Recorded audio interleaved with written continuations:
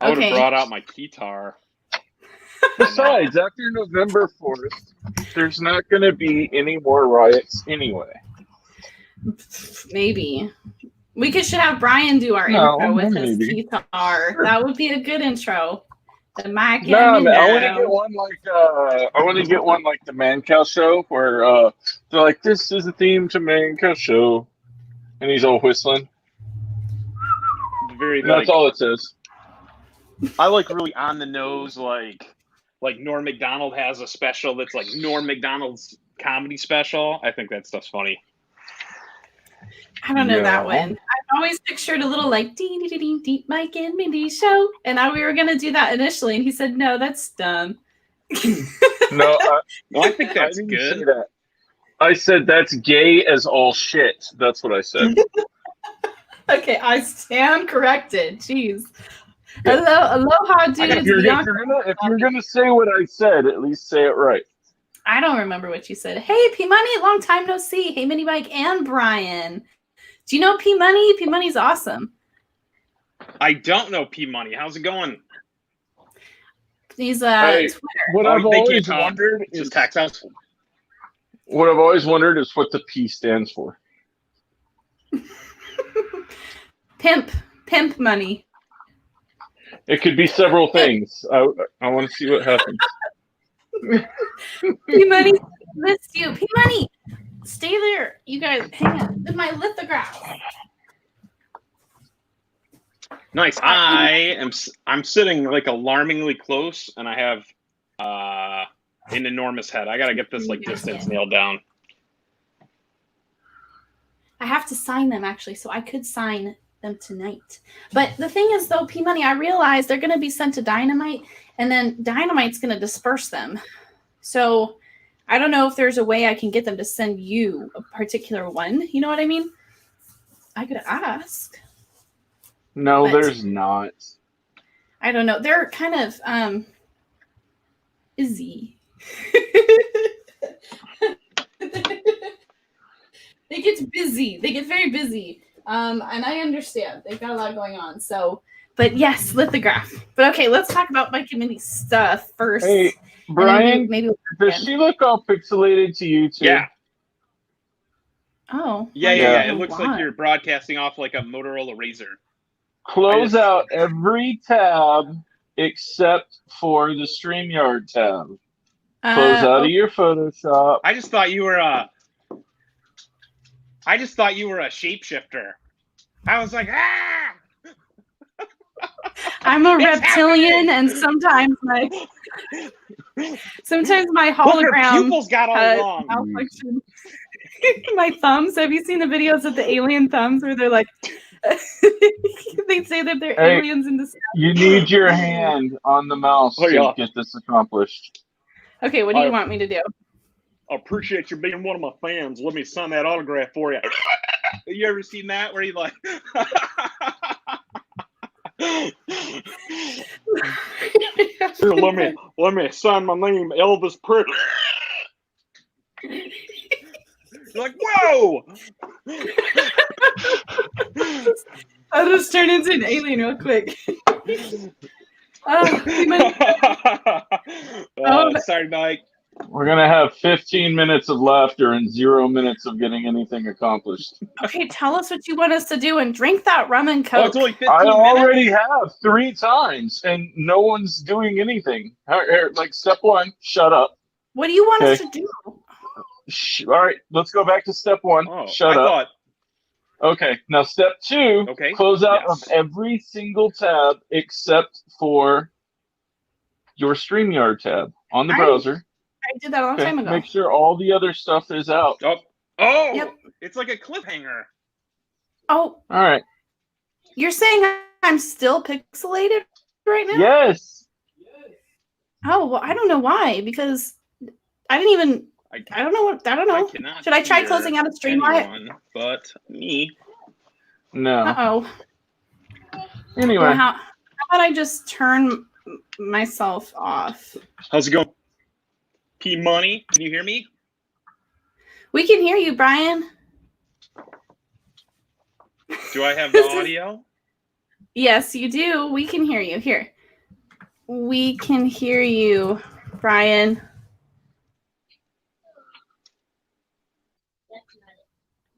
Wow, it's a night of technical difficulties. Of course it is. Am I still pixelated, Mike? No, it just got better. Okay, good. All right, I'm back. Hey. Can you hear us? Yes. Okay, good. And I'm not an alien anymore. Nice. That is much better.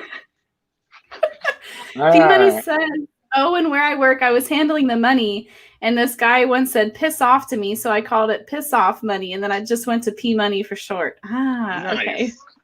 Okay. That's good. We know the mystery now. I would come up with a better story than that. Mike's egg timer is running. We have to get down to brass tacks. Okay, yeah. It's been a rough 2 weeks. P-Money, I'm pregnant. Whee! Me too. So no. I am not. We're all pregnant today.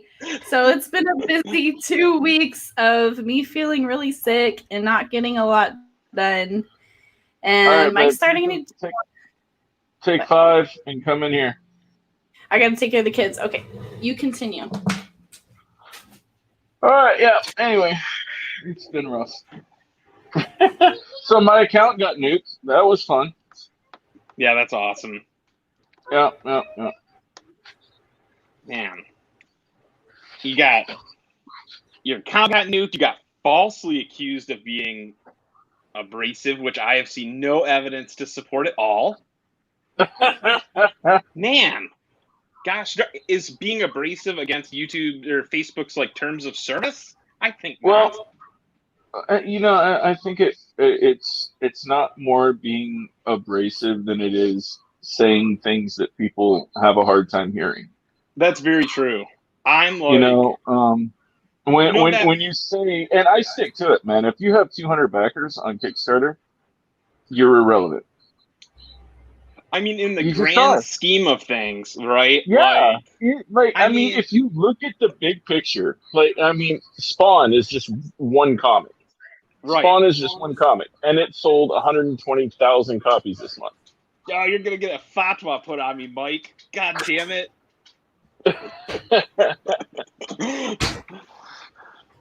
I mean, it's just people have a very.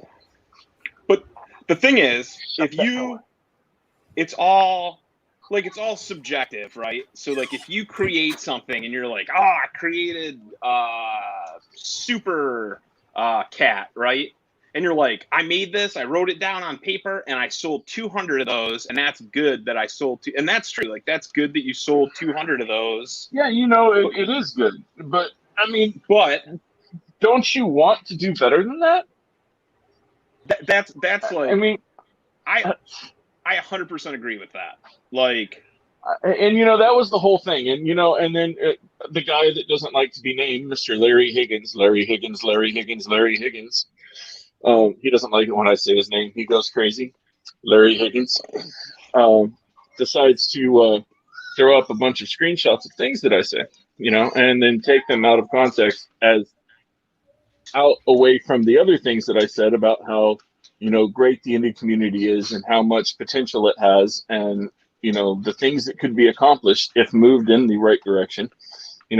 Discounts all of those things and just likes my little quote about being cute. And you know what? He is pretty fucking cute, because most bitches are. Yeah. I think that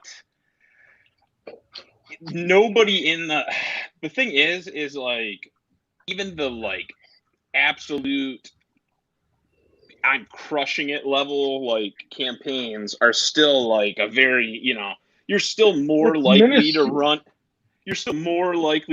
into someone that like, see, I'm trying to like not be you're still more like, you're more likely to run into someone that caught COVID than you are running into someone that like bought, one of the super popular books. You know what I mean? And like, nobody freaking caught COVID. You know what I mean? So it's like, I mean, it's still like cool. That's cool. You made money, but it's just like, is that enough? Is that enough to be like, well, I'm done trying to like, grow this and then just cruise forever? Because like, let's say you regularly get, I'll go high end, like 2,500 backers. I get 2,500 every project I do. Is that enough to just be like, well, I'll keep these 2,500 people forever?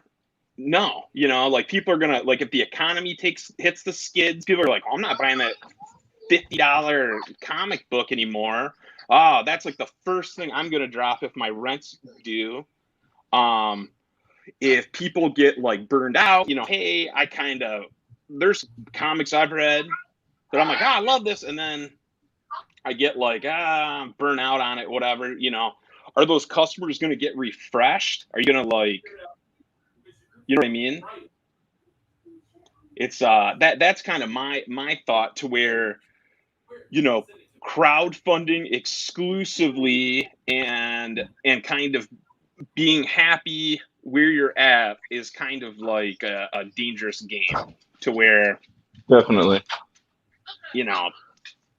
if because like you said 200, man, like 200 people is like,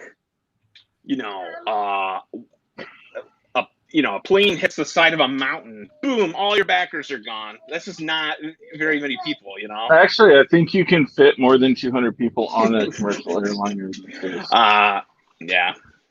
Well, I'm not, So there is that. I didn't know you were the big Airbuses. I think they could do a little bit better than that.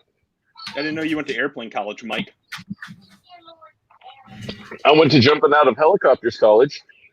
Did you? That's awesome. Yeah. Yep. I jumped out of a helicopter one time and it killed the dinosaurs. So I'd be scared to do that. I don't like heights. No, I don't either. Okay. Or helicopters. Oh, I like them when the rotors stop turning. Ugh. Too soon. That was a bad paper change. Sorry. That was tricky. All right, I gotta find this link for you, Mike. So you said you wanted to share it. Excuse me. Jeez. Okay. Pregnant. Nauseous. Okay. So we have some really nice items for sale tonight. This is a Ninja blender, and it breaks down whole fruits. No, I'm kidding. Good. I'm glad we had you on tonight, Brian. We needed the laughter. It's been a really stressful 2 weeks. Yeah, that sucks. There you go, Mike. I sent you the. Yeah. There we go. P Money says, how far along? I don't know exactly. I'd guess maybe like 6 weeks. I don't know. We'll find out. Enough to make me throw up or just be on the brink of every minute of the day. So it's not a good idea to piss me off right now, just so everybody knows. For the next 10 months, please don't push my buttons, because I have a very short fuse and you'll be gone. So bye you. That's how it works now. Because stress is not good when you're pregnant. So if you're causing it for me, I'm going to be mad. It seems like Popz is no longer with us. Not seems, he's not. Because I said bye. No, I've really appreciated everything Popz has done, but there was just too much drama. That's really what it comes down to. I told him that it's just too much fighting, too much stress, too many arguments. I had a very specific, like, positivity only thing going on, and I can't handle the level of which the fighting with Popz and whoever he's fighting with is going to. That's too much. So, and then I've seen for weeks now, that he goes off on rants on his own personal page, and I didn't really think anything of it, but he was throwing fits in the group too, and I was like, oh God, dude. We even went to Pete and we talked to Pete, you and I did, and we're like, hey man, there's. Maybe we should do something about Popz because he's going to make us fire him. And that was what? That was about a week ago? I don't even really want to get into it. I generally like Popz. I really don't have any problems with him, but if he's promoting us as an official indie crowdfund promoter and then he's getting in arguments with everybody, that is a direct conflict because... Well, you're just trying to not be every other, comics internet group that's like... Dude, and I think where it differs is, I say shit to piss people off too. But, I say shit. And then the next day I say some other shit. Like, I don't dwell on the shit that I said the previous day. Yeah, you just I think that's kind of the separation that you need to have, is not to be able to dwell on the same bullshit and pick the same fights every single day, You're like, I pissed that guy off yesterday. I'm over that. I'm pissing this guy off. I don't even remember your fucking name. Like, I've had people message me and they're like, "You were so mean to me," and I'm like, "Dude, I don't even know who you are." You can get testy, yeah, but I mean, I've met you before. We've talked. I didn't fucking know. I could care less. The abrasiveness they don't like about you when you talk online, Mike, and you'll hear that. Not abrasive. This is why I was telling Brian earlier. It's not abrasive. It's just that brutal honesty that they don't want to admit to themselves.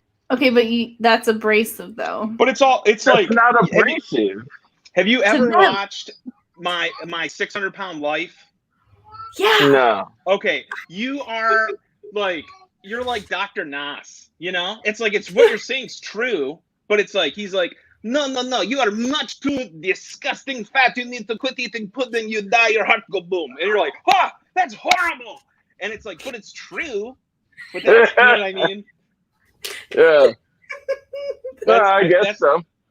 They're very good. You are the Dr. Nas of Facebook. Yeah, well, But I mean, they do need to quit. They do need to make changes, or their heart will go boom. So he's right. I mean, it's just it's common sense. It really is. And the people are like, well, but we work so hard. Yeah, you do, dude. I know you do, but that doesn't make you fucking special. There's a guy that his only job is to clean out fucking porta potties. Okay, you don't think he works fucking hard? He doesn't get to put up a goddamn Kickstarter. Don't give me that shit about, I'm special and I work hard. Dude, you're not cleaning out shit out of fucking porta potties with your bare hands. Okay, shut up about working hard. You're making a comic book. I was actually a poop cleaner in a way. It was technically a daycare worker, but it really turned out to be poop cleaner. So when I see all these people like Larry Higgins saying how hard he works, I laugh at that because, motherfucker, you don't know what a hard job is. You've never worked one in your life, okay? In your fucking life, ever. Okay. We missed a really good Brian impression there. I know we did. No. Here's my thought, right? If we're gonna piss, if we're gonna piss somebody off, let's piss off like high profile, you know what, Alan Moore? I think you're real pretentious, and you're too verbose in your comics, and I'm coming for you, brother. And you're like, and then he's like, then he gets on. He's like, I started a YouTube channel to respond to this, and then it's like, boom, then we're big time. But check this out, Mindy and I were talking about this, and she's like, if you keep going after Larry, he's going to get mad, and all of his people are going to come after you. And I said, who? His 200 backers? Come on, Mike. Come on.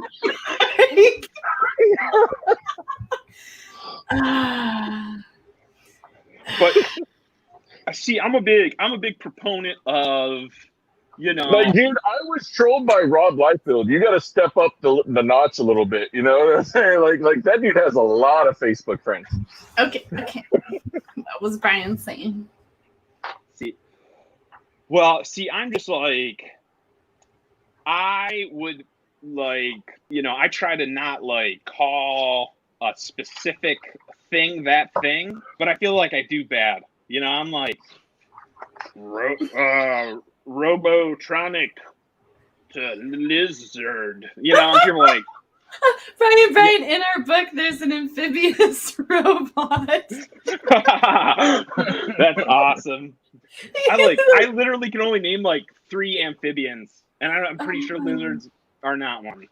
Right? No. Lizards are reptiles. You've seen our GBS variant, right? And it's like all in good fun of good laughs. Like it's not a troll. It is very good. It's very funny, right? It's very funny. And I wrote it to be trolly.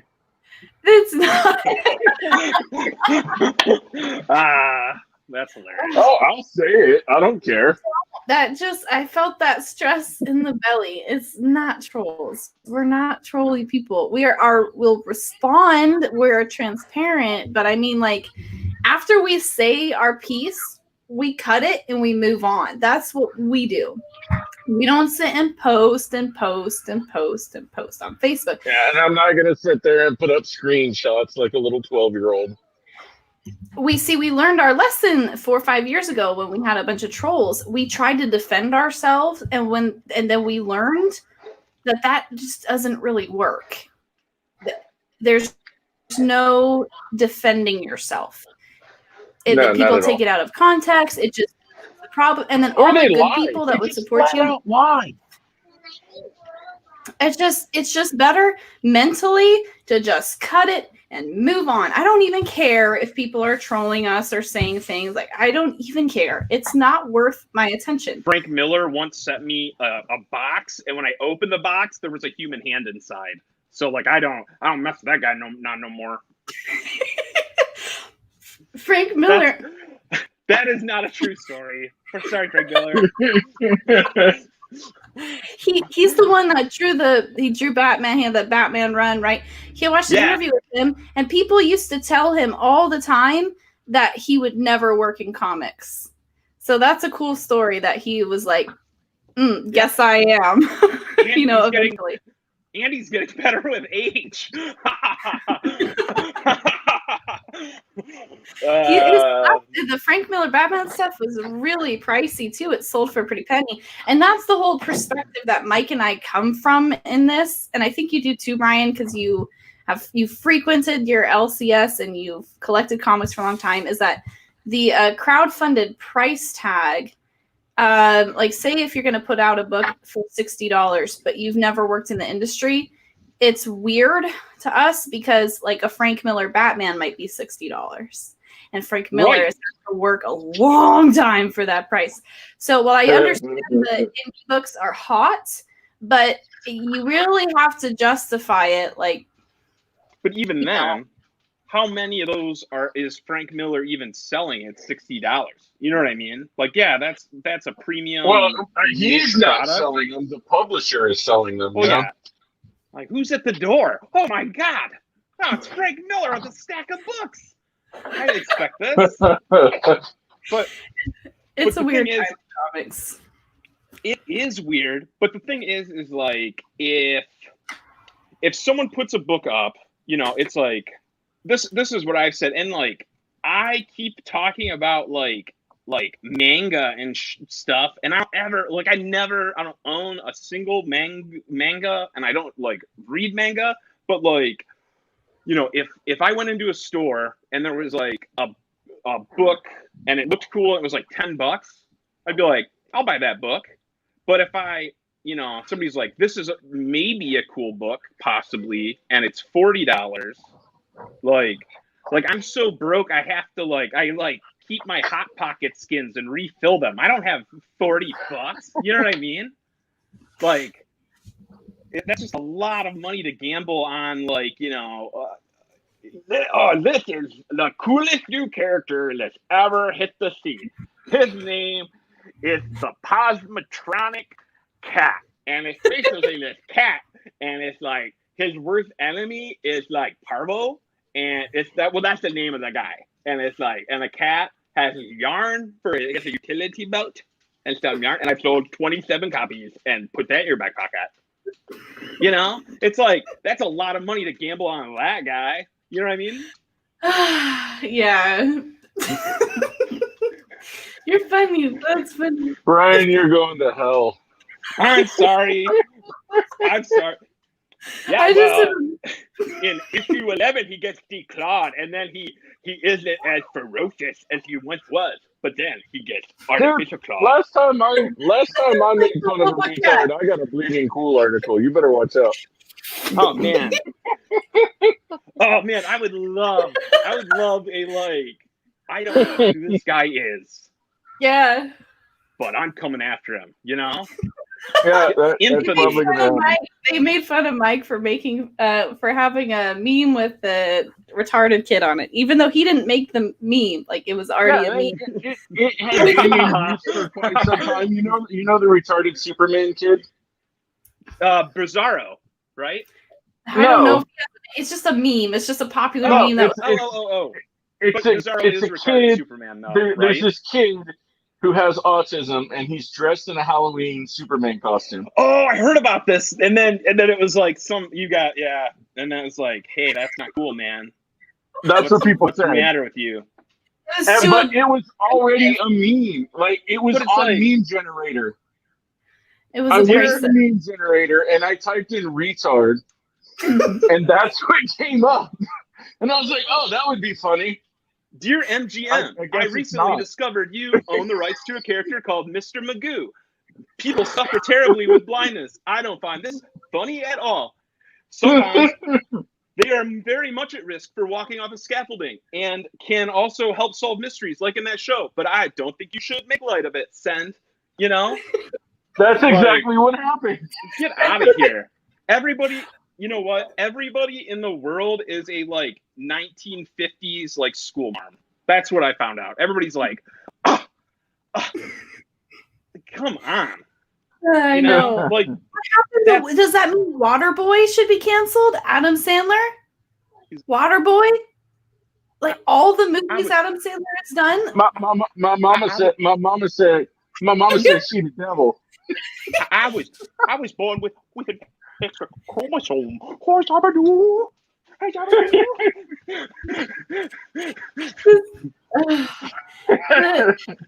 It's not like we came up with this, okay? But of course, everybody wants to always throw shade at Mike for being abrasive. Oh my god! And that's all, dude. That's all they have on me. Every one of these little cockroaches. And yeah, you heard that right. I call them cockroaches because they are. They scurry around like cockroaches. Time out. Why can't you call people cockroaches? They find it offensive and embrace it. But it's but there's not even it's not even when you say cockroaches, it's there's no connotation you can even spin with that. I've heard it. I've heard people take it away. Unless they like the preamble more than they do the after effect, which it could happen. Yeah, it's like I just said they all like cock. If you they're way more fun than regular roaches. Party. Brian just missed that. He said they like the first part of that word. If you take off the. I heard it in different ways. Not that long ago, there was a Comicsgate group of people. Comicsgate group of people, because it's a group. In my eyes, in my perspective. But that's okay. That's okay. Not everyone's bad in Comicsgate. I get it. But there was a thing. I have a lot of Comicsgate trolls. That's the thing here, because I disagree with it generally. But anyways, I won't get into that. Everybody already knows about that. Nobody cares. I don't care. I talk to people who are Comicsgate sometimes. I don't care. But there was a video that went up not that long ago that I caught. They were talking about indie crowdfund, and they went. Somebody who was completely wrong said, Mike called all CGers cockroaches. You are nothing but a bunch of cockroaches. Mike. Yeah. And the mod said that, the group and the people running the video were like, oh, well, I trust the mod, so he's must be right. And that was not what Mike said. Mike said 2 years ago, you comic book nerds are cockroaches on Twitter, because he was talking directly to the people who were going out of their way to be trolly and nasty to me. He was obviously talking about them. There were like a bunch of people who took no offense to that, but still, like, you'll hear it like a game of telephone. Mike called comics hate cockroaches. Mike called blank cockroaches. Mike called so-and-so cockroaches, and it just like appears in different context. It's really funny. And they get so mad about it because, they know they are. And, when you tell somebody the truth, they can't stand that. I am Brian, and I am with Battle Campaign, and they are coming after us, and they are coming after Mike and Mindy, and we will not tolerate it anymore. We must come up with a plan of attack. We shall dox them all. Yes, dox them all, my liege. I'm like that guy. I'm like that one guy. Yes. Yeah, stroke your beard, just like Ro.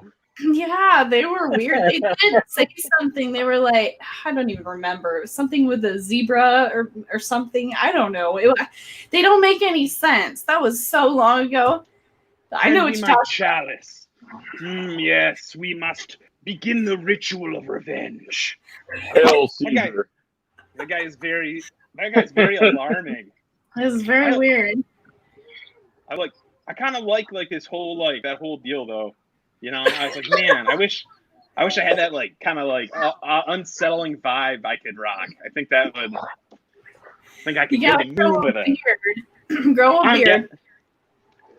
I see. My problem is I grow 1 centimeter of beard each harvest season. Yeah, see, you gotta grow a nice one of them luscious ones. Okay, this has now become a beard fetish OnlyFans stream. People are like, I don't even gotta pay for it on this one. I could done cancel my MasterCard and watch it for free on Mike and Mindy's. What's bad is when even your chest hairs start turning gray. Man, that thought is very abrasive to me. Still very abrasive. We are very abrasive on this show. Absolutely. I was feeling his beard today. The longer it's getting, the softer it's getting on him. So it's like he conditioned it. It's just really soft. Yep. It's called Elemental Magician, and it's basically this girl that's a wizard, and there's all these monsters that came into the realm, and she's like, that's a day. And so the monsters try to attack her, right? And she's like, so she got this fire spell. And it's the monster's weakness is fire because they get burned and stuff. And they're like, please don't do that. And I sold 7 copies I stood in front of the gas station. And they're like, I'll take one of these for my kid. And I was like, okay, it's $52.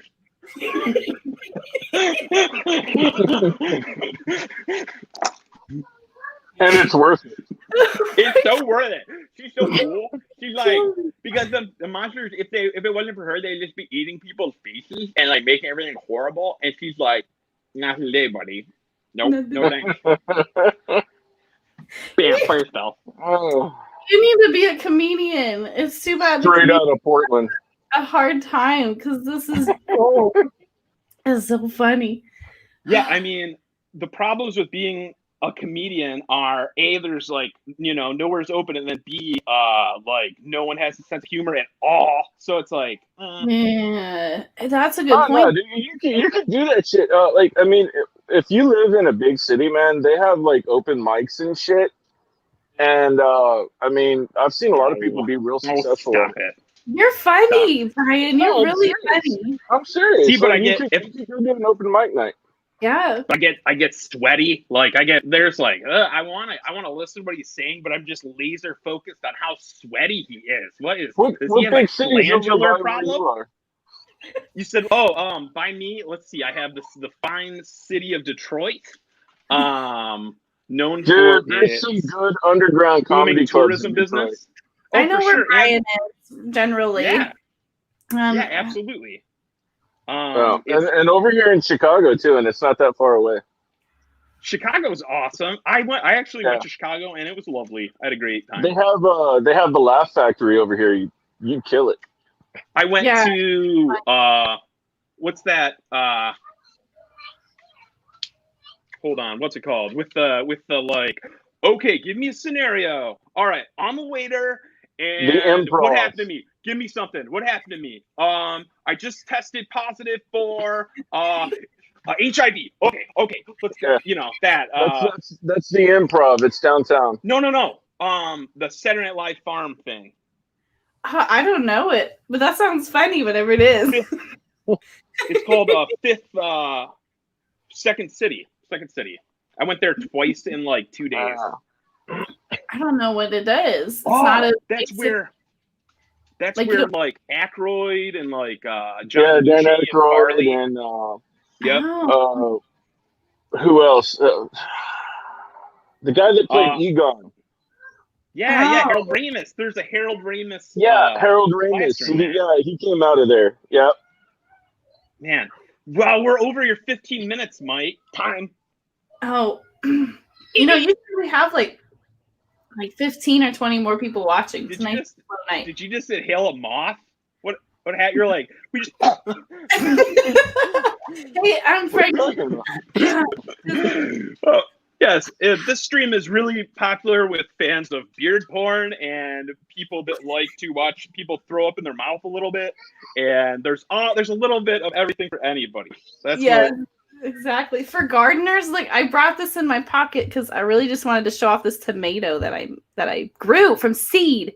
And there's been like 30 of them. Yeah, this is there's been ones that are bigger than this and a bunch of them that are smaller. I have an indeterminate plant, so it just keeps growing. And so they're all different sizes, and some of them are yellow, and it looks really good. Isn't it awesome? That does look good. I love tomatoes.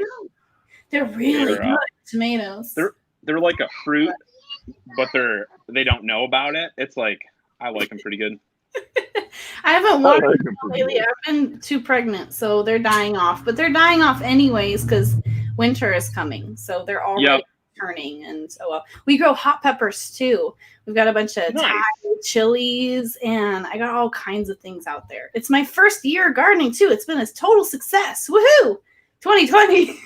I planted a bunch of stuff in the garden, and then I just never watered it, and so now I just look on a dirt mound of aloe vera failed dreams. Plant for you. You don't have to do anything with aloe vera. You just stick it there. We get that, and then if we get sunburns, we crack it open and you can that's kind of. I don't like the texture though. Gooey one, yeah. Mike, we needed to cover what else? Did you cover Joe Toliver, by the way? Also, kind of. What about Joe? We never covered Joe. Oh wait, yeah, we did. Oh, I fired his ass weeks ago. Okay, good. Over, done. People that also talked shit this week. I think that's about it. I think that about covers it. Anyone else has said anything? I don't even see. Yeah. So it's a difficult week. Yes. This is only semi-related, but I'm actually working on a screenplay treatment for a film called Toliver, and just the word made me think of it. And it's please, sir, my name's Toliver. Can I have some more gruel? No, Toliver, you've had enough. Go to the back of the lawn, you little urchin, you. Please, sir, I spent all day stealing pocket watches a day. So it's just a little. His name's Toliver, and he's a little streetwise orphan, and it's not inspired by any other literature works. So it's a totally original IP. And I think it's going to be a big thing. That sounds like a hit. You can get a copy of it for $72 right now. Okay. low price. It's a steal. Toliver is Toliver. Wait, isn't there one called Oliver? Just No. Sometimes people think that, but it's it's kind of like Fargo and Argo. It's Argo, is that the one where the guy kills his wife and he's no. That's a totally different. It's like that. They're not similar in any way. Oh, okay, good. Totally different time period and character and everything. I wouldn't want to get sued by that. I hear that Charles Dickens guy's real. He's a real. Prick. Yeah. He's a real Dickens. A real.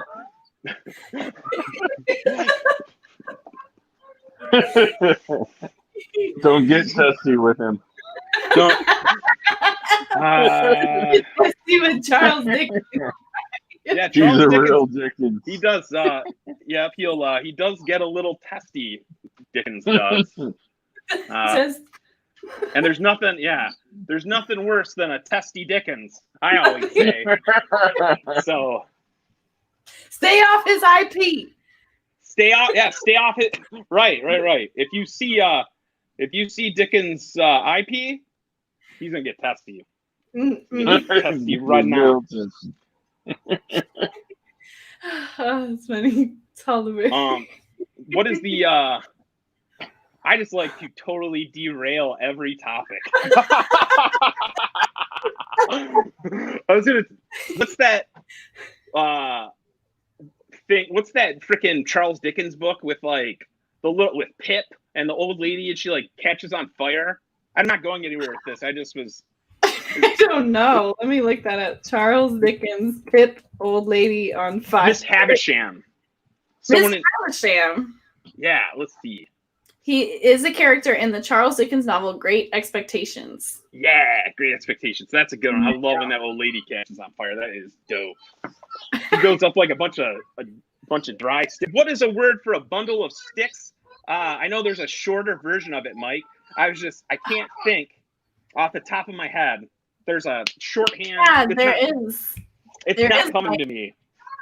It's abrasive. Do you know it? Yeah. Wow, it's like abrasive. It's a Toliver. No, I'm kidding. No. For bundle of sticks. Oh.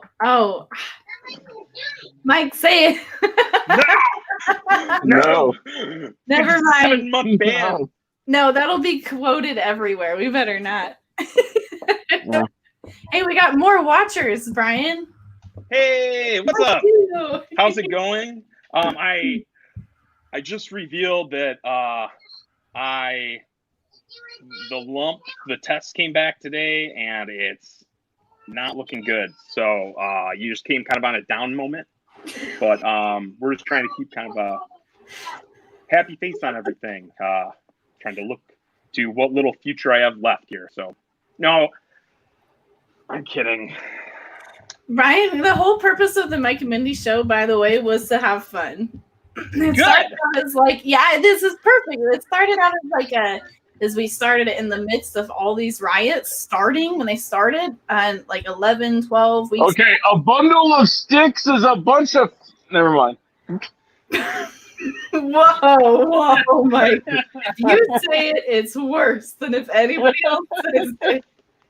But we were starting out covering like political stuff, and then it just turned into this show where like we just have a lot of fun and we just laugh about everything. And so this is perfect. Nice. Fit right in. That's what we want. And it's really nice to have all these laughs because today was a really stressful day. For those that don't know, it's also referred to the British word for a cigarette. Yeah, that is true. Just go. P-Money says, I'm still here, just in and out. Good. I'm like a hooker on prom night. Watch that Charles Dickens. He's testy. He just goes in and out. Oh, man. Absolutely. And, he stayed inside a lot, during the, it's funny because he wrote A Christmas Story, but during the winter months, he actually hated outside and stuff like that. And in when it's cold, you see very little Dickens. Everyone always was going on and on about that. That's a well-known biographical fact. So it's just a weird, he's known for Scrooge and. Well, it's cold outside. Yeah, and you're like, where is Dickens? I don't see him. Where could he be? He looks so small over there. He's in the window. I can barely see him. Like a midget in a diving suit. Just... he looks like a Dig Dug Pokemon over there. I don't know what's happening. Oh gosh. What's going on? How good it goes? How goes I got a new job, and speaking of short jokes, there was this guy, man, he was one of the smallest drivers I've ever seen that has ever driven a semi. Like, he's shorter than Mindy is. And he gets pulled over. He was telling everybody how he got pulled over for speeding. And I was like, dude, you could have got out of that so easy. And he looks at me, he says, how? And I said, well, you just got to tell the officer your leg can't push the pedal down that far. You can only get about 55 out that right foot. But how does that make him speed 55? No, it doesn't. He's getting out of the ticket. Oh, clever. Oh, man, I bet you pissed him off. That's abrasive. He said, I'd get mad at you, but you're too damn big. And I said, well, yeah. Yeah, but it's like the thing, like, oh, there's all this like PC culture and stuff like that, and it's like you can't say that, but really, like midget is like the one thing you can still say, because it's like, what the fuck are they gonna do about it? You know what I mean? I'll get a sack of potatoes and just start swinging it, just take them all out. You guys make me lose my voice. Charles, hi, by the way. We started late tonight. It was impromptu. Mike said, let's do Mike and Mindy. So here we are. And Mike and I have a bunch of midget jokes. Don't even go there.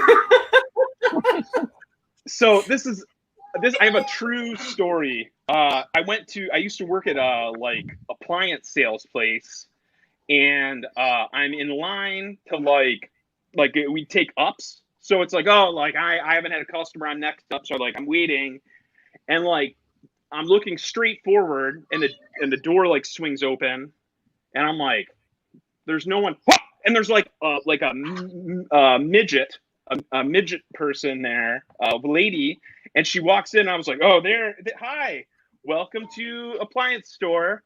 And she's like, yes, I'm looking for a fridge. And I had this boss that was real he was real like dry, and everybody kind of thought he was a dick, but he's just like real like bone dry. And he leans in and he's just like, is she looking for a mini fridge? And I was like, you asshole. Because now I'm Brian, there's one thing I'm terrified of more than anything else on this planet. Midgets. He doesn't like midgets. I'm scared to death of them, man. I'm not even kidding. I get all lightheaded. He goes, I do. Their heads are disproportionate. I see their little sausage fingers, and I lose my shit, man. Oh my god, you should see him. We were going down Vegas on the Fremont Street one time, and they have all kinds of weird stuff. Like there's a chick, and she's in like in a dominatrix thing, and then you got like Michael Jackson over here. We're looking, and then he turns, and there's a midget right there, and he was like, They're just so gross, man. Like they freak me out. They freak me the fuck out. Their bodies are too stout. I don't know what it is. Like I remember when I was a kid, I had I watched that, what is it? The fucking Willy Wonka and the Chocolate Factory movie. Oh, I don't like them. I don't like them guys. Oh man, I had nightmares as a kid. I used to wake up screaming, thinking these fucking Oompa Loompas were gonna come get me, and I think that's where it stems from. Because if I see a midget, I have to turn around and walk away.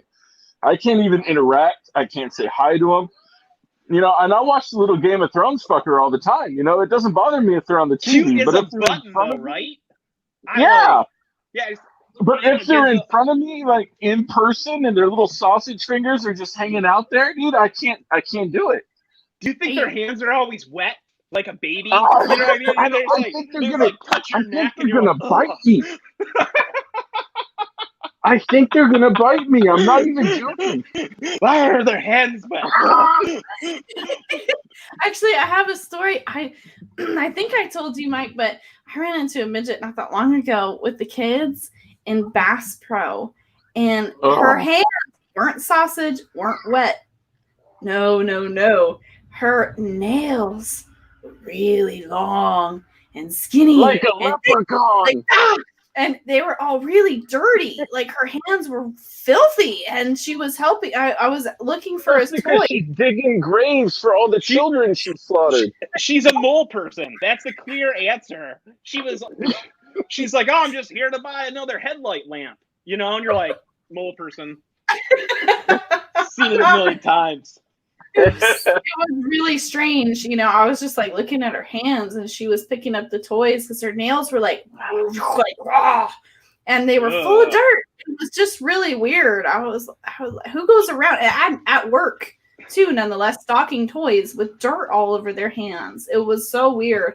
She goes over to like the free sample table, and she's like, finger jello, don't mind if I do. And you're like, oh, I gotta get out of this line. Stir it with my good hands. I used to work at Paradise Bakery when I was a teenager, and I did see there was a midget who had a girlfriend who was a cop, and they would come in and I mean their height difference was, you know, whoosh, and she would like have the handcuffs and stuff, and they'd be like all like shmoozy baby in there. It was so weird because like he's so little, so if that's what they're into, like the dominatrix thing, like that's a real easy thing for her. You know? I saw a movie just like this one time. It's so weird that you say this. It's real. I watched a picture, a moving picture with this exact plot. It's the damnedest thing. Marsh, by the way, hi. And Peter Dinklage transcends midget dumb. He does. Peter Dinklage, he's really cool. That dude is cool. He doesn't look like, it's like, he just looks like a tiny regular person. He isn't like alarming looking, like, you know what I mean? Because I mean a little bit, but it's like, if you take a picture of Peter Dinklage like this, and you kind of like look at it like at this angle, you're like, he seems normal. If you kind of like, you shift it down, like the old, it just lower the camera a little bit, just like lower the camera. I was afraid that if oh, go ahead. I was just gonna. Are you allowed? What is the rating for this stream? Whatever. Oh, we're supposed to flash, I think, with YouTube. Hang on, let me put. Warning, not for kids. We usually have that in our. Okay, good. I was just gonna say, I'll bet Peter Dinklage, like in his dating days, like slayed dwarf ass, like left, right, and center. Because that's like he's like the Brad Pitt of midgets. He's like the nicest looking midget I've ever seen. I was like, even me. I was watching Game of Thrones, and I was like, he's a short drink of water, you know. I get it. That's just weird. I'm trying to find a good warning, not for kids thing I can stick up. Oh, you know, I'll put it as the thumbnail. I got me a vitamin D deficiency. D for Dinklage, you know? Dinklage and Dickens should be friends. Don't get him tested. Oh, man. You know, in the morning, there's girls that are like, I got Dinklaged last night. Oh, yeah. Oh man! You remember in Austin Powers when Mini-Me was like he's like, do the tripod, and he just leaned forward with his hands up. Oh, see, that's a great movie. All these movies, Waterboy, Austin Powers. That's the kind of comedy that's just missing in today's world. I bet you they wouldn't do that in this day and age. Make another. No, I mean, a lot of the comedians, you know, that made these great movies, they won't even do shows anymore because the people don't have a sense of humor anymore. No. Yeah, it's like the main things that I think are the funniest thing are like the things that, like, if you said on like Ellen, you would get like, you basically wouldn't ever be able to be in movies not no more. You know, like if you were like, hey, that thing that person does, hilarious. Nope, canceled. It's bull. It's bull crap. Yeah, it's like, it's like one of the things is an absolute like comedy. Like it's literally been the like go-to thing for comedy for like 10,000 years. Is like the Marx Brothers coming out in like dressed like a certain type of gender, and it's like that. You know what I just realized? Wait, you didn't let Brian finish. But now, I was rambling. Your mic kind of went. Ugh. Yeah. No, you know what I just realized? I've been canceled for calling people retards. Yeah. Uh-huh. I've been canceled or tried to cancel anyway, for calling people cockroaches. Mm-hmm. Okay, and this time they're trying to cancel me for calling people cute. Okay, do you see how much better I have gotten with age? You think you are cute? You think you're cute? I said, oh, what do you have? 200 backers? Oh, that's cute. I'm a cute, stupid cockroach. Now suddenly, cute is in memes. It's in Baby Yoda memes. It's got screenshots of what I said all over the place. Is cute. It's got cute. So don't say cute. Don't say cute. Scamp. Well, people have told me, and I hear this. This is another thing over the past 5-6 years that I hear. They go, Mike ruined Mindy's art career, and then other people will go, Mindy, how could you let him say stuff like that? Like I'm supposed to control him, and I've rid myself of all those people because they were even really it's almost like intruding on our marriage that they tried to do a few years ago, where my publisher, who I will not name, but would call me up and for 2 hours talk about what Mike was posting on Facebook, which were all crazy town. I know it had nothing to do with my art, and that's what really, really pissed me off about comics. And I quit shortly after that because I was like, this isn't about art. Obviously, but it was right around the 2016 election. So we were posting things about immigration policy, right. And I posted about abortion, and that was too much. And you can't let Mike do this. You can't let Mike do this. Mike. And I'm like this has nothing to do with me. And I mean, if I was a weaker person, that might have bothered me enough to be like, you ruined my art career, honey. You know what I mean? But then it's but I was sitting there this is unreal.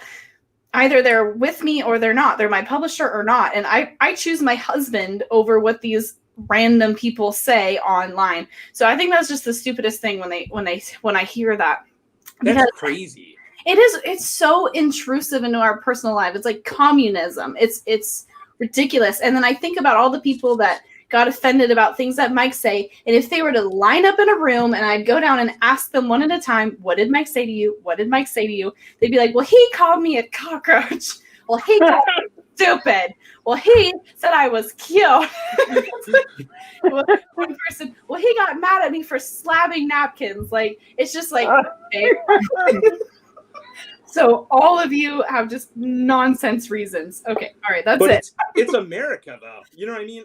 You're allowed to have if hey, you would think just because Mike posted all those flat Earth documentaries on Facebook doesn't mean he's a bad guy. You know what I mean? It's just I'm friends with him. I just see flat Earth, but it's that's you, Mike. It's cool.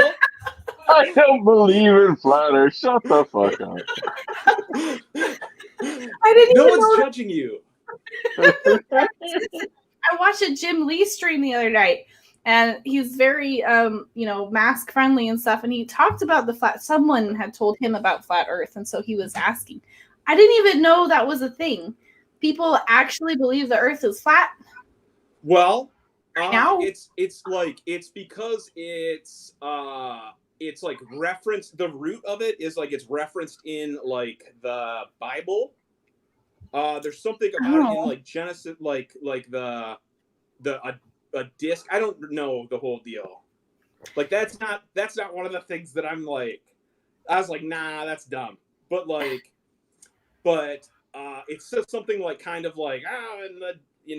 then he made a disc or something, and then people were see. And then it became a thing, and then people put water on plates, and they're see, it stays right in there, flat.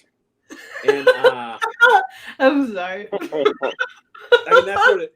And you know, and I saw some of those documentaries you posted made really good points, Mike. I'll kick it around. Okay, let me catch up on some comments. I was thinking of Wizard of Oz midget saying the Wicked Witch is dead. Thinking of Nancy Pelosi today. Is that wrong?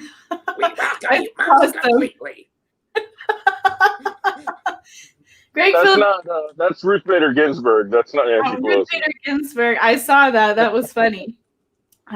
Greg Filipino says, you make comics. And then later on he says, please show some art and less yapping. Oh, fuck you. Cut me deep. This is the Mindy show where we have fun. You can always go look at my art at another time. Promo brought me to your channel. You don't have to suck a dick. What promo? I don't know what promo you're talking about, but this is just a fun show that we do. It's not art related. But next time I'll be sure to just slap myself in the face and remind myself what I'm doing in life, you know. Mark said, go ahead. I have these cockroaches in Brian, my house, I think your stream is frozen. Is it? Oh no, I'm holding very still. Am I frozen? Not to me, but I wasn't. To me, you are. No, Mike, you're on that Roadrunner internet, Mike. Step it up. Weird. I got these cockroaches in my house, but there's something wrong with them. I think they're a little slow because I turn they're the same cockroaches you talk about. I turn the light on and they all come out. They just show up and it's like it's time for a party, huh? Right, absolutely. Those weird kind of cockroaches. Marsh says you should rate the stream not for liberals, I mean children. There you go. That's a good description. Man, Ruth Bader Ginsburg. Nobody can control Mike Wheeler. Right. I'm like, you don't know my husband, okay? You don't know my husband. We don't control. I have calmed down so much over the years. Like, you guys have no fucking idea. Yeah. I love it. Tight, but I mean, he's funny as hell. I love. And yeah, I mean, most of the shit that I do say, I'm saying it in a joking way. You know, and I'm like, haha, you know, you're also just really fun. But like, see, the thing I expect to talk to people that have balls, and a lot of people just don't. And I think that's why they get upset. Oh my God, you have no idea how many times Mike offended like our boss when we worked in the same. Oh God. There was one time when we used to do side jobs like together, doing delivery and stuff when we were starting up our own business long time ago, like 7 years ago, whatever. And there was this one time this guy was stocking stuff. And doing inventory. And then Mike walks in and he's like, why are you doing inventory? And the guy, he's the assistant manager. And he goes, oh, well, because, you know, he told me, the boss guy told me to do it. And Mike's like, that lazy idiot or whatever he said. I said, that lazy motherfucker, that's his job. He was right there. That's hilarious. He's making you do it? Which is funny because he was lazy. That's the thing. It stung because it was the truth because he was lazy because that's not his job to do. Oh, so many times it's happened. Just Mike is just outspoken and blunt, okay? And that's okay because I am too. Everybody goes, oh, Mike is so rude and he's so shit nice. I get in trouble for is shit she's told me to say too. A lot of times he's got in trouble. It's coming from me. She's like, yeah, that sounds great, babe. I'm like, okay, yeah, fuck you. But I think it's all about presentation. You know, it's like because it's like if you dude, you could dress up a sack of dog shit in a pretty dress, and you know what? You're still gonna have a sack of dog shit. But let's just say you're dealing with someone who is, you know, has baby feelings. Like I have baby feelings, and I like my whole life have had people being like, it's okay, you still got to use the T to bat that ball, Timmy, even though you're 17, and it's like, I do a good job, that's so.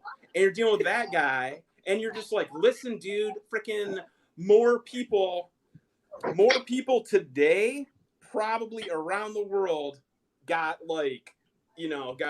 bitten by sharks than you sold copies of that, and people People are like, and you know, they're like, they've never had anybody. That's serious, man. Like, I'm not calling anybody out, like, at all. I'm just saying, like, you know, if that's not a very many things. That's not much things. If you are selling on the internet, which connects to the whole not very many things. That's not much things. Okay, this is this here shampoo bar represents the whole world, and you will notice it is flat, just like the Earth in Mike's documentaries. This shampoo bar is the whole world. In this whole world of people, 200 people bought your fucking book. That's none people. You know what I mean? That's like, none. That's none people. I called up my my Fortune 500 company and told them to kick rocks. I'm selling 200 books, bitch. You know, like that. No, that's not a lot of them. That's the exact opposite of a lot. Like, they call that in accounting. There's a word for that. It's called a rounding error. If you had on your head 200 hairs, you would be bald. That guy's bald. He only has 200 hairs in his whole head. That's just not a lot of things. It's just not. Yeah. Oh my God. But don't fucking say that to people, because they're proud of that. They're proud of that. I had some rice a minute ago. How many rices did you have? 200? Are you stuffed? I am not. I have room for more. I am not. Not even a little bit. I could eat at least 1,000 times that number of rices. Because that's very few of them. Yeah, but I mean, hey, at least there's going to be 200 kids out there that are going to be pretty disappointed with their $97 Christmas present, you know? Oh my God, where have you been for like 6 years? No, it's just, but like I said, like, I think before I get, like, you know, a nerd fatwa put on me and I start getting, like, you know, cockroaches. I open my mailbox and there's a severed Spawn figure arm in there. Ha! Before that happens, there's about 6 new skin pits, Doug. But that's cool. That's a good, like, starting. No one's saying that's not good. That's good that you did that. It's just like, if you're like, well, made it, I'm gonna hire a butler. That's just not a good 10-year plan, you know? I'm gonna go ahead and retire now. You know, I made that happen. I'm taking the whole 401k, hitting the casino because I don't need that shit anymore. You know? This is not. Hey, I'm not your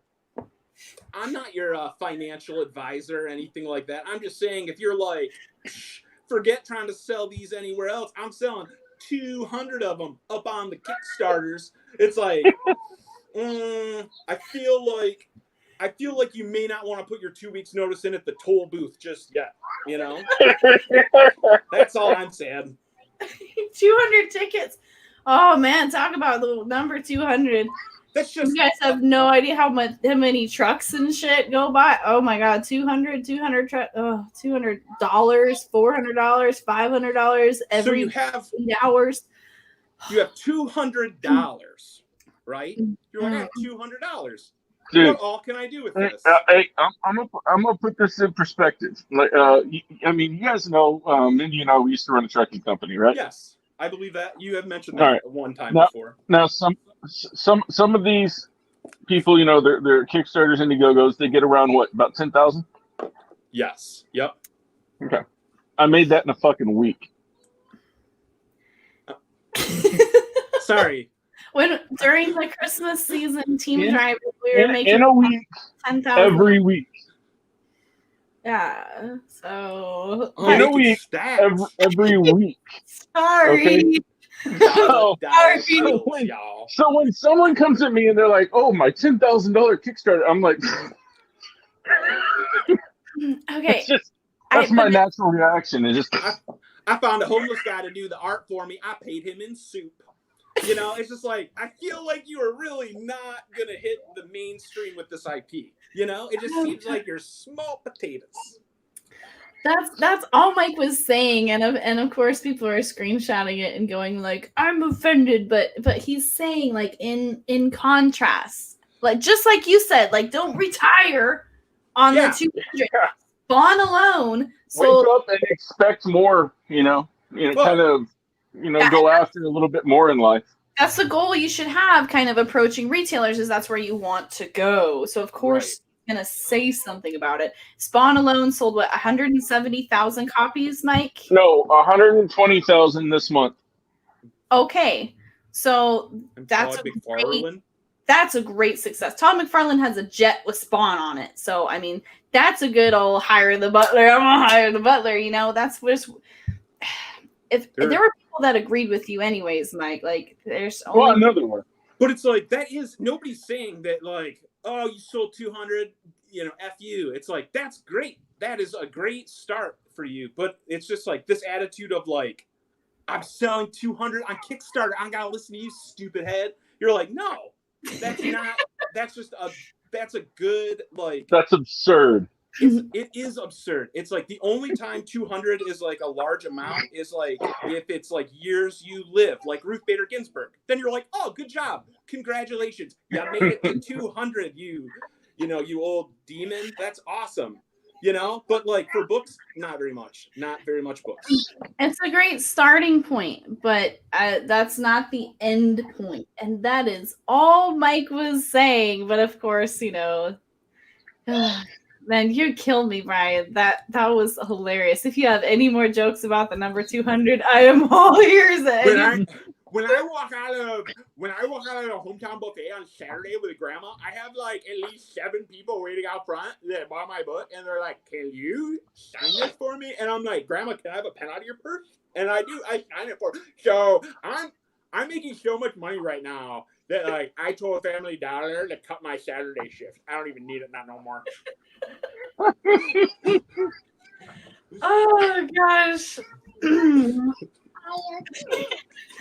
Okay. Let me catch up on comments. Man, I so needed these laughs. This just canceled the whole stress of the day. Thank goodness. Thank you, Brian. Oh, stop it.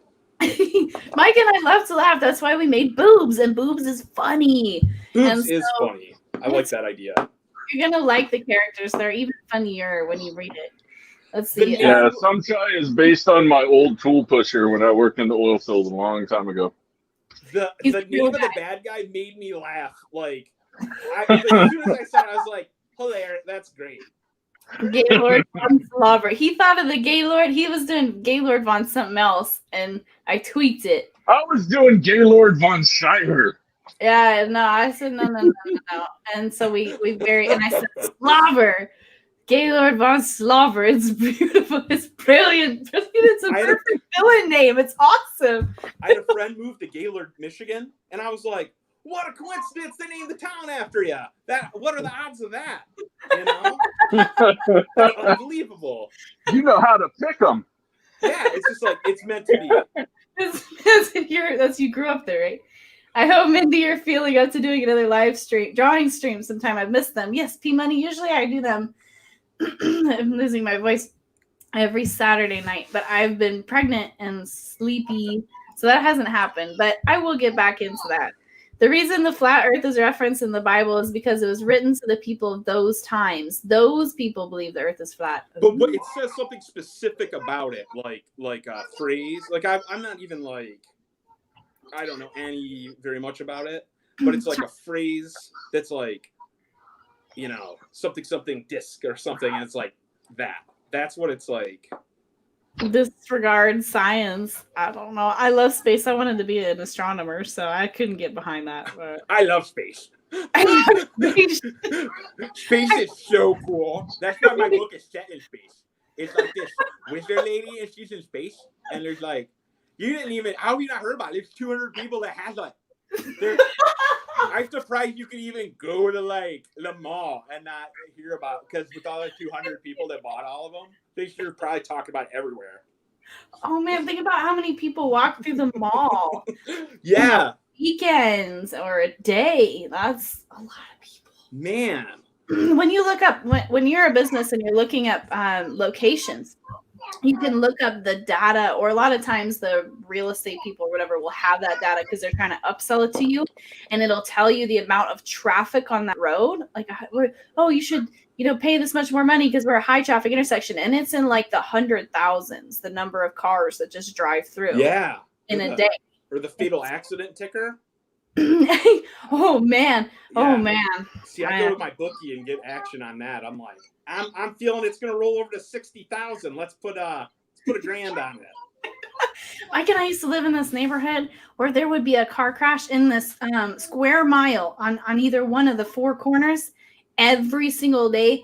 Fatality. Be like, fatality. Down. Oh, no. It was so wild. It'd be like smashed through a gas station or like ran over. That's when you give a legal immigrant's driver's license in Phoenix, Arizona. Oh, that's where I got hit. Oh, I got hit by a racer doing 90. I'm gonna check his pulse. Fatality. Do you think they say it like that?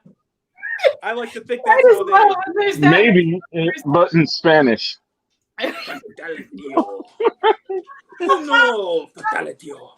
Oh, uno momento. Computador.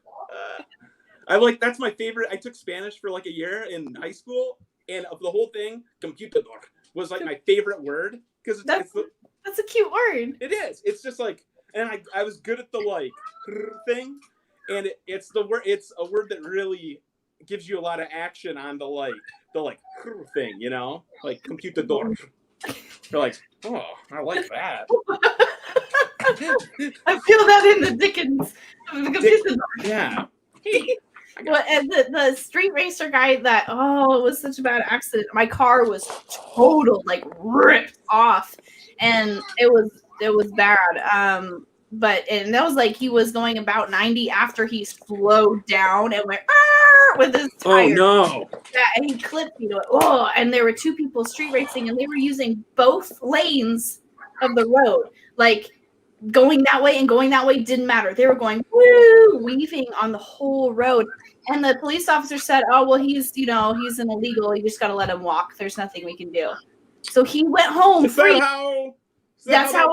That's how that worked. And I had to pay for like a whole new car. We were almost paid off on that car.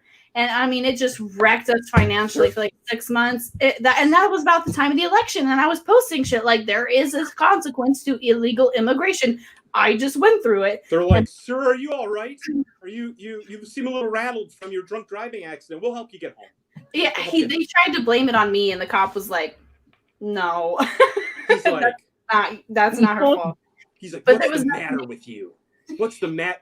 You were just there and you didn't get out of the way for this poor inebriated fellow. Here, sir, I got you a big chicken and a small fry. You're welcome. We'll get you back safe. Think about your decisions, Mindy. I know. I was just like driving along speed, I didn't even see them because they were going over 100 miles an hour. So when I looked, I was taking a right. They weren't even there. And then they went boom. It was messed up. If he had a license, if he was legal, he'd be in jail. That's crazy. Yeah, I mean, so I was posting like there are consequences, and my publisher was like, "You can't say that. That's too controversial. You can't be in comics." Like that's just the world we live in right now. What is happening? What is going on? Consequence. I guess it doesn't exist. So, yeah. Flat Earthers on YouTube, Charles says, by the way, are an infinite source of entertainment. I believe. But what if we're here just being like idiots and then we just like disregard it, and there's a guy that's just like, I literally have proof right here and no one's listening to me because they all think I'm an idiot, Like I always think like the Shakespeare thing. Like I watch this like Shakespeare documentary, and like this dude was like he was like a French guy. And he like I don't really hate the French.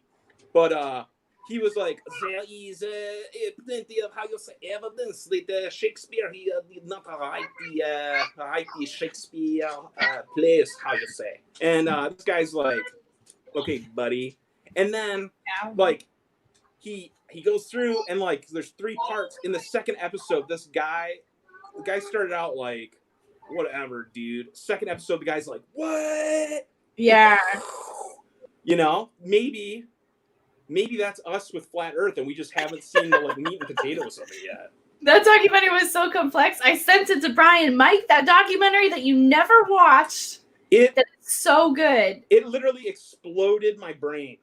Charles is going to like it too. Charles, you need to go to YouTube and type in Shakespeare documentary, and it's like decoding the Shakespeare stuff. And it's like a 2-3-parter. It's so it's dope. It's You'd like good. It. As I see you talking about the Egyptians, and I love history, and you must also love it. I think that you do, because I hear you talk about it all the time. So you would really, really like it. I ain't got time to watch that shit. I got other shit to do. You can pencil it in. Get drunk. $200 is a lot of money when you're 12.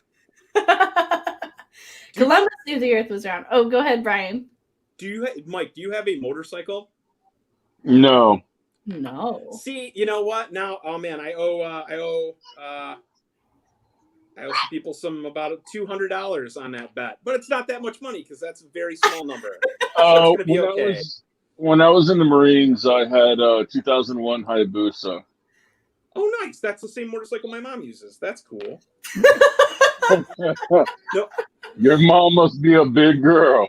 No, but that's a 1300cc beast.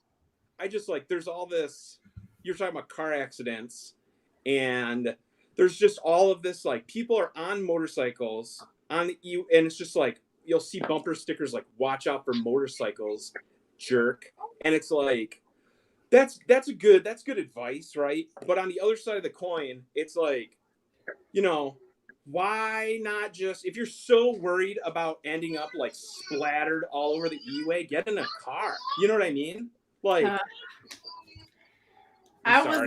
was in a bike accident. Oh no. It wasn't a motorcycle, okay? It was the baby bike before motorcycle. What is a moped. Moped, okay. But I was 17 and I lost all the skin on my arm right here. You can see the scar? Oh no. Yeah, there's a fucked up piece right there. It was down to bone. My bone was sticking out, and I got fucked up. Yeah. I got hit in the head. So, but I wasn't driving, so it wasn't my fault. They're death traps. They're very dangerous. I don't want to get on motorcycles again. I have been on one since. I hung out with a lot of people who liked Harleys back when I was 19 or 20. But as I get older and I have kids and stuff, I wouldn't get on one because it's just curse splat, so easy. It's for sure. And you got to wear leather. Anybody who's wearing a motorcycle who's not all leathered up, that's what's going to happen is they're going to lose their skin. And got to be leathered up. Yeah, helmets. For sure. Ugh, that shit's dangerous. Yeah. I know people that are leathered up and they don't even have a motorcycle. They're just they're ready for any situation. They're just jumping on the ground just to test it. They're yeah, this vest doesn't look like it does much, but it keeps me from getting rashed up if I trip. But it's just it's just hey, you gotta watch out because we're trying to be safe, and it's just no, get a Toyota Hyundai, and then if you get in a fender bender, your head won't fly off. I know that's a hot take. But it's true. It's true though. If I get in a fender bender, I spill my frap, and I'm oh. But if you're in a motorcycle, you get in a fender bender, you're my name is Fred. I was in a terrible accident. It's just it's just not a safe mode of transportation. It's yeah. I mean, it's good if you live in a little town. A really tiny little town where trucks can't go. You know what I mean? Those little tiny towns. That's about it. If you ever see a little town with a ton of motorcycle riders there, let me know because I'm going to open a wheelchair store. I'm gonna sell at least 200 of them. I guarantee it. That corner where all the car accidents went. Mike made a really good point. He said that would be a perfect spot for a lawyer. An active lawyer to open up a business right here. You can just drag them right in, Yeah, you need representation. My name's a business card. The people in the chat, by the way, are talking about all kinds of smart stuff. I'm so proud of our followers. Nice. I know. I love history, And so, like, I talk about that sometimes, and I see people talk about that. So they're talking about all kinds of stuff. Columbus, the Egyptians, how the earth was spherical. They're awesome. I love these people. That is awesome. I know. I have a smart following, Brian. Smart people follow Mike and Mindy. That is awesome. I know. If they ever need to be like horribly misinformed about anything, just like shoot me an email. I'll be more than happy to. People who laugh, people who smart, and people who just want art and not drama. That tends to be, and who are generally conservative. That's pretty much our following, which I think is pretty awesome because those are people I like to hang out with. So that is awesome. That's I know. Very cool. A creator is responsible for cultivating their own following, I think. So if their following is are a bunch of dickheads, it probably means the creator is also a dickhead. Yeah. That's just kind of like my baseline of probably how that works. Arrow says, my cousin, when he was on his motorcycle, a truck driver drove into him. And we had two options, and we chose the more humane one. Oh, God, that makes me sick. Oh, what? That's truck horrible. Drivers can be really dumb. The first year of truck driving is when usually they die. And I mean, that's just like the god awful truth.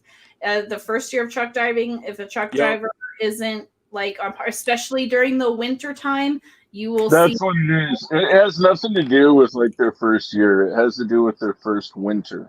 And they can't. Because you get these guys who live down south who will inevitably be called to come up north to help out. And they just don't know how to drive on the ice. And yeah, we've seen some real scary shit out there. There was one. I mean, hell, my first day back into truck driving, I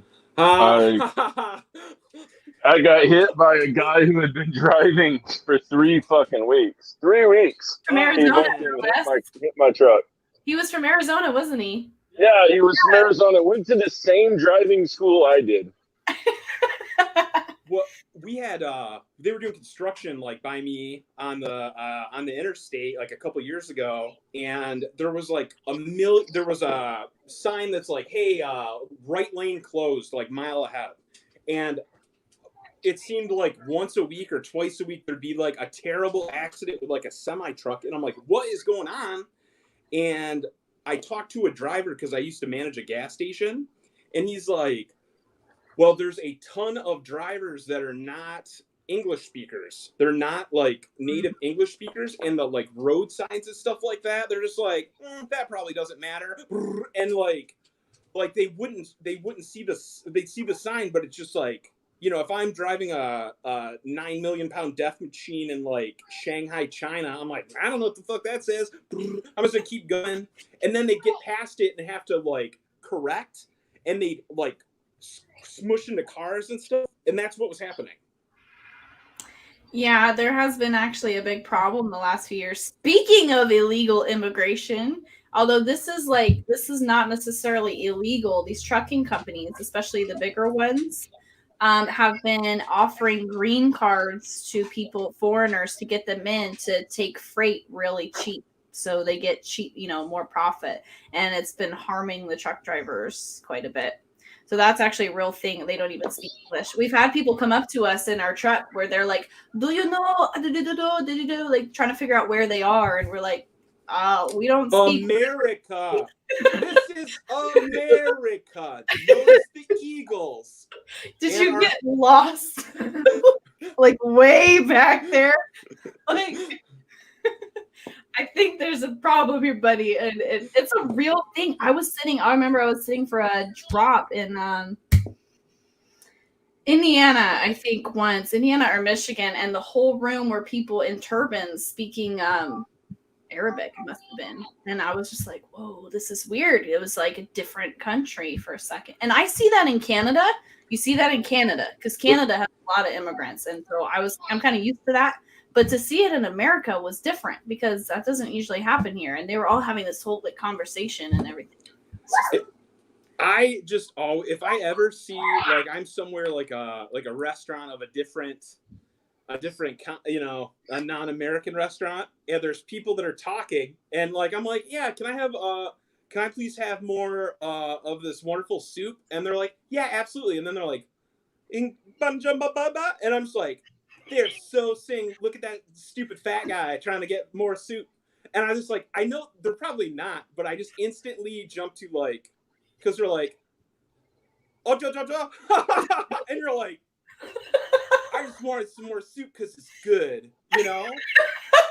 I just always assume it's about me. It's probably not. No soup for you. You get paranoid. And they're like, they kind of like, they're like, and you're like, oh, and they looked over at me and then laughed. I know that's about me. I've worked with a lot of Indian guys from India. This one not newspaper, health and wellness, I'll call it, center. And they actually have been in way trouble for fraud and stuff. Their company has gotten sued like 1 million times for harassment and all this since I left. And I saw that happening when I was there. It was a really strange workplace. And I remember this one guy came in and they were so rude to me. And they had this notion that because I was a woman, I couldn't be on the same ground floor. But I was in charge of the marketing department. Okay. Or graphics design. So I was like one of the people at the table in the workroom that makes the decisions. So we would sit at like meetings and I'd be there with like the other dudes. And I was the only female, and they constantly gave me shit for being a woman. They'd like put something in my face and they'd be like, oh, and shit. And then the one guy, like had a whole conversation with the boss where he's like, I will not talk to her. And it was the weirdest weird shit. Some cultures are different. You're like, I'm just gonna read this book over here, and they're like, yeah. I mean, I'm not saying every Indian guy is like that. Marsh Makes Comics said, I've heard that there's a decent amount of truck drivers who do some pretty gnarly drugs while driving. Don't know if it's true. But it's mostly meth. I would say no. You can't really do drugs and have your CDL, man. You get drug tested too often. Meth goes right through your system, and I think truck drivers are just like, not all of them, but I think there's a good percentage of them that are just banging down meth and then just like... No, you can't do that shit and drive, dude. That's true. I would say that I would say at least one or two that I've suspected, but Mike's right though. The most of them. See, the thing about meth is you can stay up for 3 days, but then you crash and you have to sleep for like 24 hours. But when you're trying to hold bit of meth. That's the trick, you know. No, there is no doing trust me, I know there's no doing a little bit of meth. There's just not. No, okay, that just doesn't happen. And you're drug tested very frequently, and if you get caught with any kind of drug and alcohol, it's like bye CDL forever. It's really forever. Yeah, we take I take drug tests all the time, by the way.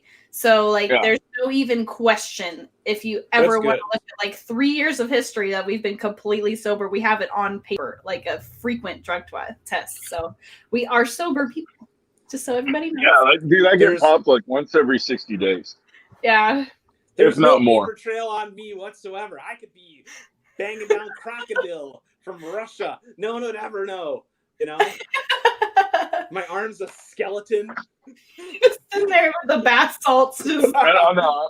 Let me redefine sober to being I'm just not on drugs. Okay. Well, you like to drink. I'm drunk all the time. 90% of the time. When you're home late. Yeah. After the day is over. It's like, no. No more explanation needed. The only high truck drivers can get now with all these rules and regulations is the natural high you get from murdering truck stop prostitutes. That's the only thing you can, it's just that nice little adrenaline rush. They're called lot lizards. Yeah, absolutely. But it's convenient because you can get your job done and then you can go grab a Clark bar. No. Dude, if you ever seen one of these fucking lot lizards, dude. Oh, they've knocked on our truck before. They are so gross. They're like some old, nasty, wrinkled up. horrible looking people. Like, if a pretty girl knocks on your truck and asks you if you want to have a good time, that bitch is a cop. Okay. Right now, hi, I'm Martha, and I'm really interested in getting murdered this evening, and I was just wondering if you could help me, please. Yeah. No, that bitch is a cop. Okay. There are no attractive lot lizards. They do not exist. But it's, you know what? It's like, it's, you know why? It's because they all were like, at one point in their life, they were like, I have sold 200 copies of my comic book. I can stop. I've hit the peak of success. And then fucking reality just hit them right in the face, and they're like, our rent's due. I guess I'll just go down just this one time to the old truck stop and, you know, make a couple bucks. And then 30 years later, they're like, hey, I got, you know, you got time for a lucky lady? I got some miles on me, but I run great. I'm like a Honda, you know? They're like, you're like, I mean, I'm not doing anything. Come on, you know? But that's what happens. That's what happens. That's the cold hard truth. That is. Mike, by the way, if you're talking, I can't hear you. I heard you you talk. One time a lot lizard knocked on the truck when Mike was sitting there, you know, and he's like, oh, that's knocking. And then I was like, yeah. That's, I'm sorry. Jesus. I didn't take sign language. That is knocking in sign language. By the way, I took sign language.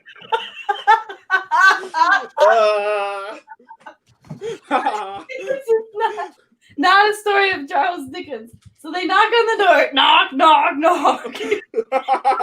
Mike is sitting there and he's like this. And I'm over here and my head pops up like this. And I'm just like. I looked her dead in the eyes and I said, I already got one. So they walk up to the truck, right? They start knocking. They're knocking over the place. And I say, who's there? And they just keep knocking. Does it make that noise? It was the noise that really threw me off. I was like, what is There's a sign for that in sign language. You're close, but you don't have it right. I'd have been like, they approached the truck and began to knock. You know? And it's just like, there's no way. It doesn't have a medieval door knocker. Who's there? You know? There's no way anybody's mistaking that for knocking. I'm sorry. Knock, knock. Oh, the Jehovah's Witnesses are here. They're knocking. Hey, can you shut your cam off and then turn it back on and see if it unfreezes you? Me? Yeah. Oh, he wasn't frozen to me. I thought he's been saying that all night, though. It's been frozen for me for like hours. Oh, no. No, then you missed the sign language. I have. I'm trying to figure out what the hell you guys are talking about. And I'm like, hey, there it goes. And then now it's still froze. Oh, it's still froze? I think it's... am I froze, chat? Are you froze, chat? I don't know how to do that. Is any? I don't know. Sorry, my dog. I saw it. I saw you cut your camera. It changed for that, but then it doesn't show me like any updates. It just says. But I feel like I'm good because like it's Mindy's not all like shapeshiftery anymore. Yeah, it's probably me. I haven't seen anybody, even myself, go shapeshiftery. So whatever. He was doing knock knocks, knock knocks. Yeah. So anyway.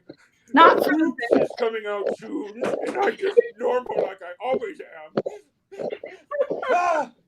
They're gonna be like cutting clips of this, and they're like, watch her eyes as we slow motion this video, and you're like, there it is. There was the I can see you again. Mike! Okay, wait, I don't want to miss this comment because we've been laughing so much, but Arrow says, by the way, he said this like half an hour ago or 15 minutes ago. By the way, Mindy, I was watching a Samurai Comics live stream a few weeks back, and they spoke highly about one of your covers. That's so cool. I know Samurai Comics, the Samurai Comics in Arizona, Mesa, Arizona. They got 3 locations, and the owners are very awesome people. We've talked with them, known them. I wonder those covers are sweet. The owner is Mike Banks. He's a great guy. Yeah, really stand-up dude, really nice dude, family dude. I like That's Mike. awesome. And I wonder what cover they were talking about, but that's really cool. Yay. See, not everybody hates Mike and Mindy. Not all mics are abrasive. I live in New England, and surprisingly, New Englanders seem to always forget how to drive in the snow at the first snowfall. Tons of accidents. Oh, Marsh. Oh, I know. I drive through there a lot. I know. You guys are fucking crazy. What's that one state? Massachusetts. Massachusetts. We had a run from Connecticut to Chicago. Oh, God. Connecticut's even worse. Yeah, driving through Hartford is a nightmare. I heard something on the news one time about one of the Kennedys having a road-related issue in Massachusetts. It's funny you should bring that up. There's actually, wasn't Kennedy the one that was truck driving? He was the Kennedy's dad. Kennedy's dad was a truck driver. Yeah. Did you? He bootlegged alcohol illegally across state lines for years, and that's how they made their family fortune. And then they got into politics. Yeah, and his daughter had developmental issues, and he got her lobotomized, and then it turned her brain into sketty. That is a not fun fact. That's right. I just learned about that. I was looking into lobotomies. Yeah, I'm really probably because you need one. I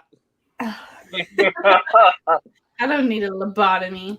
But yeah, I've been looking into all that weird medical stuff, like back in the, whenever that was, like early 1900s, I think it was.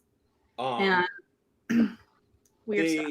They performed them through, I only know this because I looked it up for my mom, because we were watching Ratchet, and mother wanted to watch some Netflix, but there's been... Did you Netflix and chill?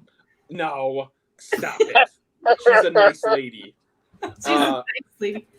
But there's been 50,000 lobotomies performed, or was like more like 50 or 60,000, and it ended in like 1967.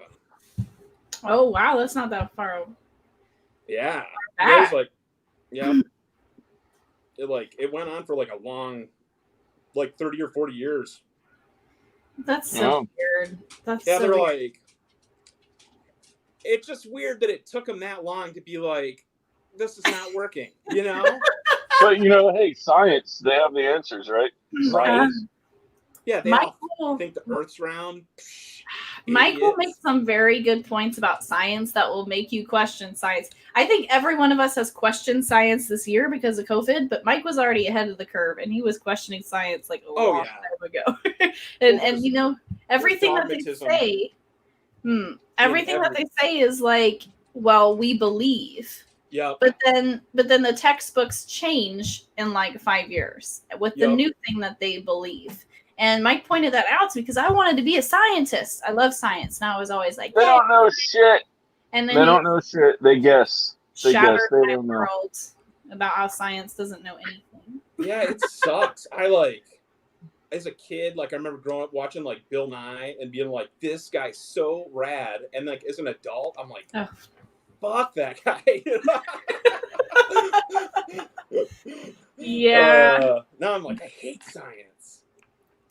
People say that it's not just foreign people, it's everybody at a restaurant talking about you.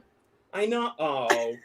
Yeah. I spun that a little bit. They didn't say it quite like that, but they say we talk about everyone and laugh at them. But it's easier to do if you speak a language they don't speak. You know what I mean? Because you have to be like, that guy's head's really big for his body. But if you speak something else, you just be like, ba-da-da-da. And like, I don't know. Yeah, he could fuck with people. Man. Mike says, or Arrow says, Mike looks pretty much like the Punisher logo with the American flag. Mindy's truck door. Damn, I just realized I messed it up. Oh, that's when we were frozen, I think. That's actually a real, actual scale size midget skull there. It's a photograph of a little fella that ran for office. He was very patriotic. You know why I never have the cam on? Why? You're so handsome. Because I'm sitting here with this big ass glass of rum and coke, and I'm drinking it all the time. Oh, I see. Man, and I mean, you guys just want to watch me drink? That's just weird. I don't know. That's kind of fucking weird. We already have one husky beard guy here. Like, do we? You know what I mean? Do we need two people that look like if beef and cheese was a person? You know? No. We can just have one. Just get I got that whole Abe Lincoln going on, you know, just for sure. Actually, genetically, Mike is related to Abe. Really? Yeah. Believe it or not. It does. That explains why he's so tall and strong. And has a strong aversion to the theater. Like, I'm also I'm related to one of my relatives was here in Indianapolis. There's a statue of him, the Harrison guy. Yeah, it's a Civil War statue. He was the vice president of the Confederacy. Oh, you better go fast if you're gonna go visit that. You know, I wouldn't put that off. Well, Mindy and I took a picture in front of it not too long ago. No, yep, he's my great grandfather. He was the vice president of the Confederacy. That's rad. Yeah, my horrible. It's both. It is both things. It's interesting, but also very, you know, gosh, it hasn't. I kind of am unsettled with it deeply, just in case this ever gets brought up in the future. Whoa. What is it? Wait, what are you kidding? Well, no, you're not allowed to like my grandma's like great grandfather was a preacher and fought in the Civil War for the Confederacy, and he was just a poor person. Like, he didn't do, you know, like the place he lived was like, hey, you got to go fight for them, and he's like, okay, and it's like he's not a bad dude, you know. Yeah. It's Brian. I'm not going to discriminate you because of your ancestors if they had anything to do with the Confederacy. It's not. His name is Benjamin Harrison, I believe. William. I thought it was William or something. No, it's Benjamin, I believe. Meanwhile, my relatives were in Canada. Nice. Chopped down the log trees and helping start the government, no less, getting involved in all the politics. One of them was a conservative judge. I don't know why then my family went so Democrat after that, but we started out conservative. And my something great grandpa or something like that, they're from Scotland and they were on a ship. And then the ship was traveling and there was some like mutiny on the ship, so they couldn't go back. So they had to go to Canada. So that's why my relatives ended up there, ancestors. Nice. Yeah, so so I'm Canadian American, but American now. I live in America. But you have Canadian. You have like, you know, Canadian genes. Actually, Alexander Stevens was his name. I'm related to Devil and then like his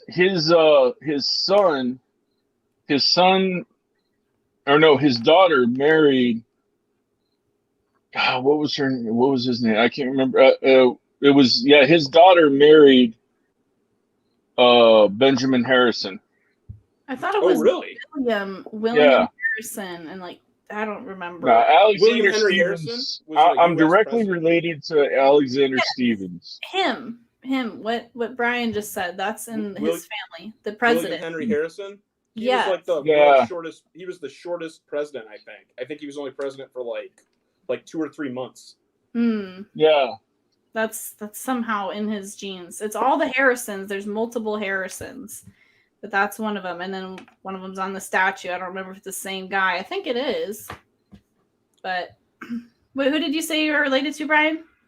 Devil Ann's Hatfield of the Hatfields. Oh my gosh. Right. Jeez. Oh, look. Hey, Ruth Ginsburg's next to him. That's cool. That's unbelievable. Nice. Yeah, that's him right there. Oh, that's sweet. All of the presidents or like head guys of the Confederacy right there. I was using it as a homeschool teaching device. The guy on the far right has some dope hair. Look at that. Look at that. I know, look at them. Yeah, that's Robert Toombs. That's nice. He's got like the Bill Murray cut kind of. Yeah. And I only have this because, it's part of family history. So But I got it because I was using it to homeschool to teach about people, history. Yeah. But it's like, I don't know. Like, this is probably. I mean, I just hate that it's like if anybody is like from the South or like has relatives that have like that fought for the South, it's like, oh, they're all like the worst people, and it was just like poor folk that were just answering the call of duty. It's like, well, I mean, I'm also directly related to Abraham Lincoln, and he was not from the South. Right. Absolutely. So but you gotta, just because your family was in the South doesn't mean all of your family was in the South. Family was spread out everywhere back then. There's people in the North, people in the South. It was brother against brother. Yeah. Oh, for sure. I'm deeply concerned about like talking about this topic at all. Because, like, if we get off of here and you're like, what the heck? You were like, the Dixie and all that business. That's not cool, man. Like, I keep, like, it makes me, like, sweaty. Oh, well, you won't have a problem with Mike and I don't have a problem discussing any part of history. P Money says Mindy was just randomly searching lobotomies. Kind of. Isn't that like saying she was looking up how to assassinate just for the heck of it? I've been looking into psychology, and it has to do with the documentary that I'm making. But yeah, it was kind of random. But I love history, and I don't think people should shy away from talking about it. That's part of the problem in this country. The fact that you would even be judged for things that are totally out of control, like who you're related to, what skin color you have, all that bullshit. My kid and I came out weeks ago tearing through that shit saying we don't care.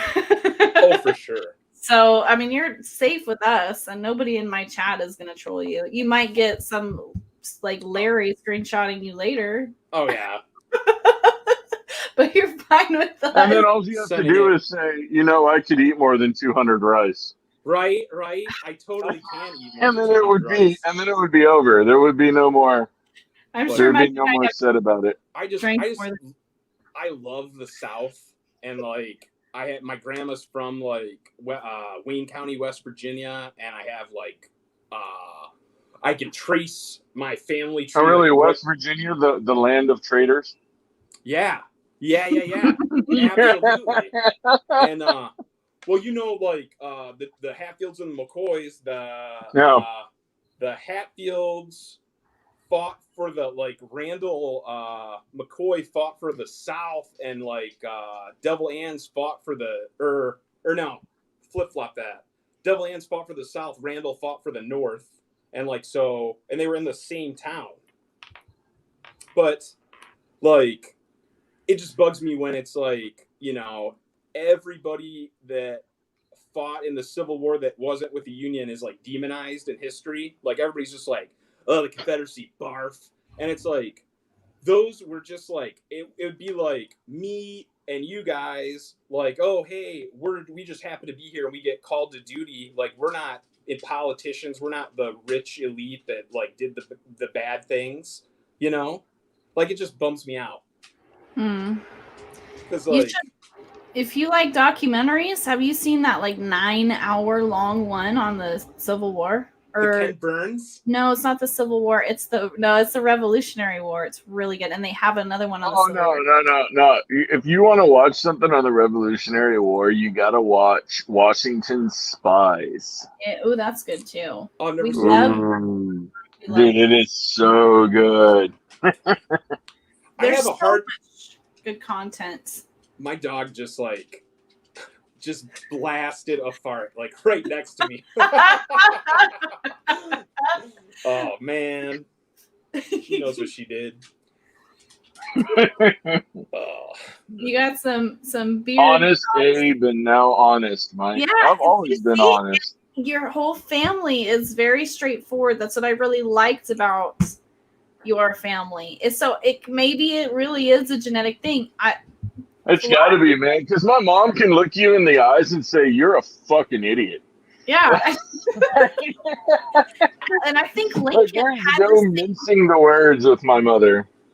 I think Lincoln had the same demeanor, though. Like, he wasn't known to be a cockroach. Like, kind of. He was a bit more brash, honest Abe. And he was funny.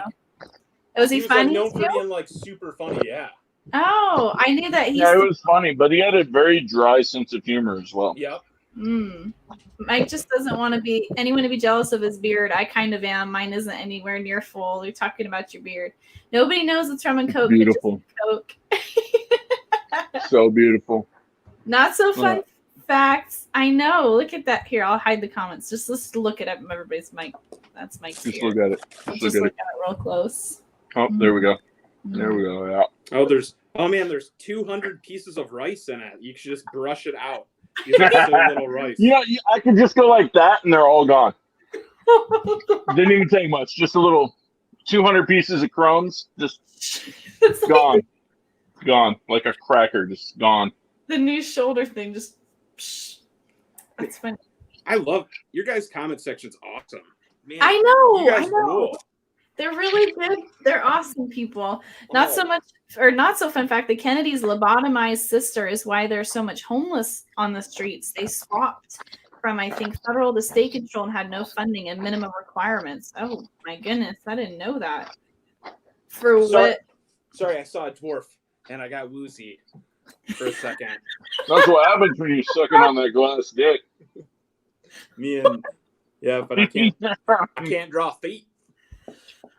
Keep that shit up, you're gonna end up like Popz. Oh my gosh.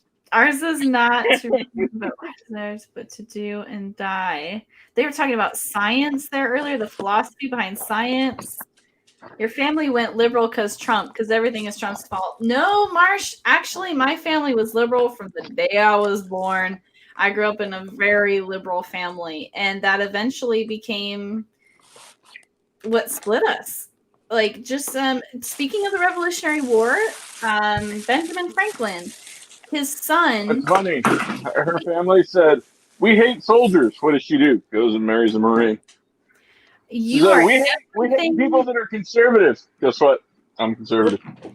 You are everything that my family hates. We don't like Texas. We don't like anyone from Texas. I was born in Texas. They don't like tattoos. You have tattoos. They don't like manly people, for all I know. You're very abrasive. They don't like abrasiveness. You are notably abrasive. Like, if I had to give 3 words to describe you, abrasive would come up like second. What would first be? Would it be sexy? Please tell me it's sexy. It would be bearded. Bearded? Oh, that's close. I've got a sexy beard. Bearded, abrasive, and what's number 3? Well, it's just abrasive twice because you're so abrasive. I put that one. I couldn't think of any other characteristics, so I was just like abrasive again. Most people go with arrogant.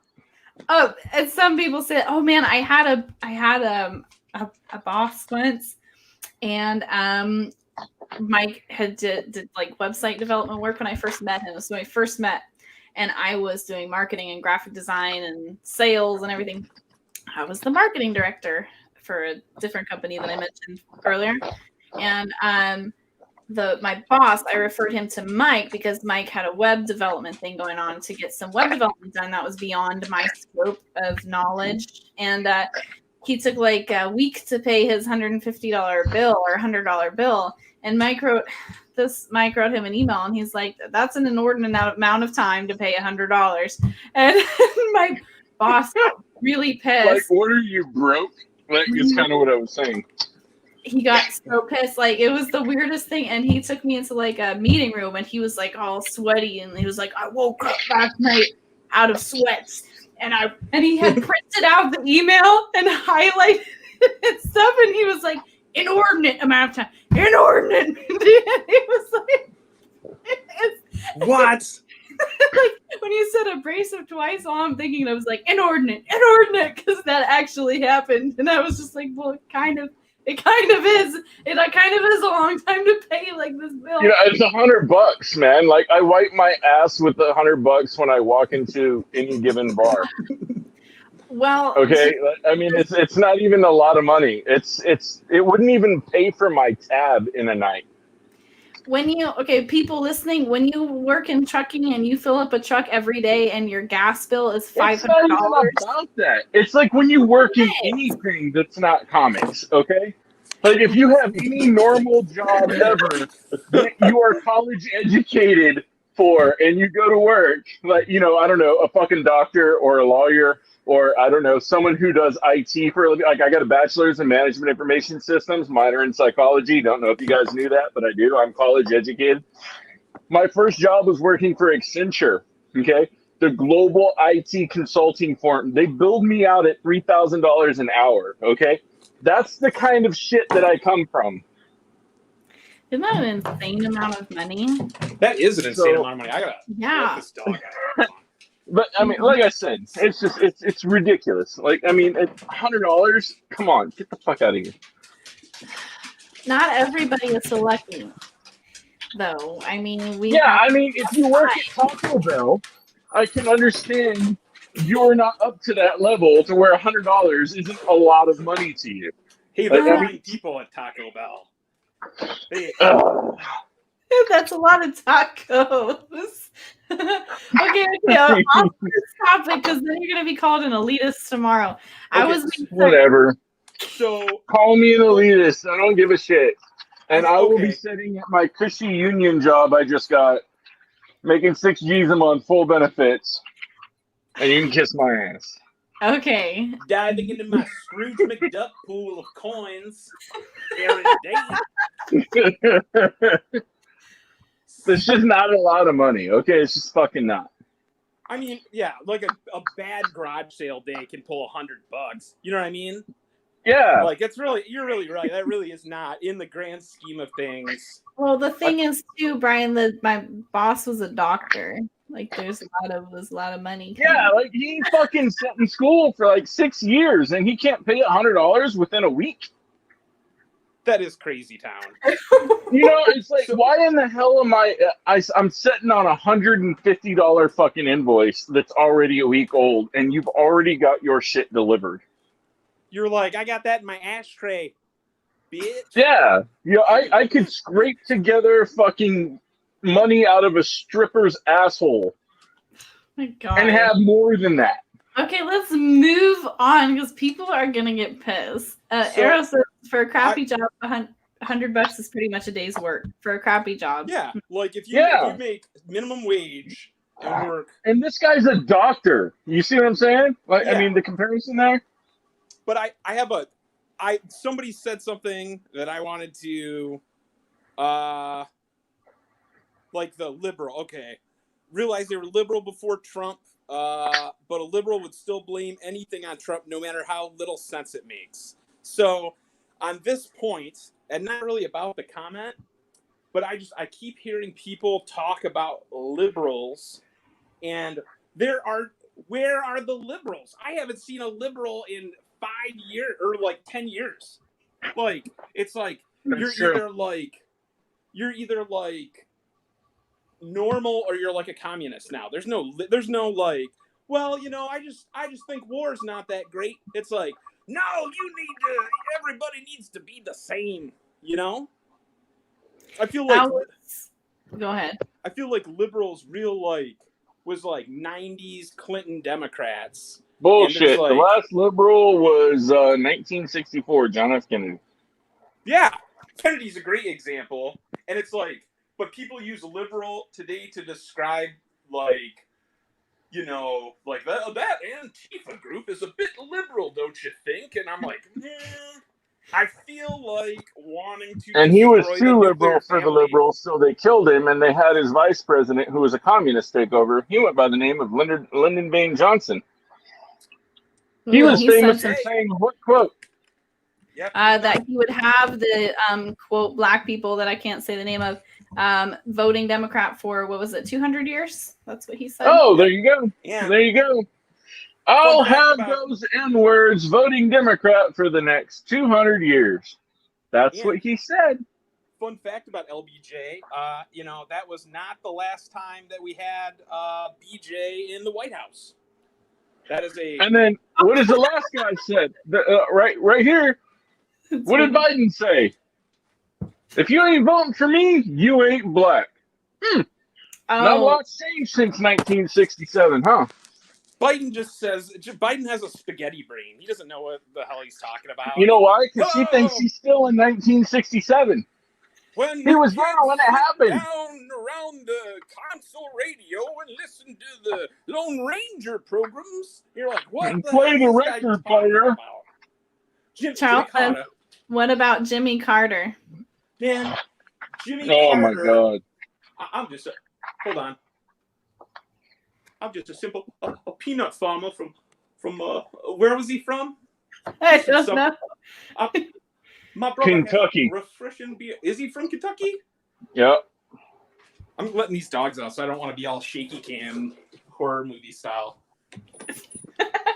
Charles also says elitists think they're better than others. Mike just thinks people who disagree with him are stupid, and they usually are. Hey, come on. Hold on. I can't say he's wrong. That's the thing, is that most people who have a problem with Mike, I'd say everybody. Yeah, I mean, it's just, it comes down to the way I say things and the things that I say. You know, that's really it. And it's not derogatory, usually, to anyone. It's just pointing out things that are factual. And, you know, people care more about their feelings than they do the facts. That's really what it comes down to.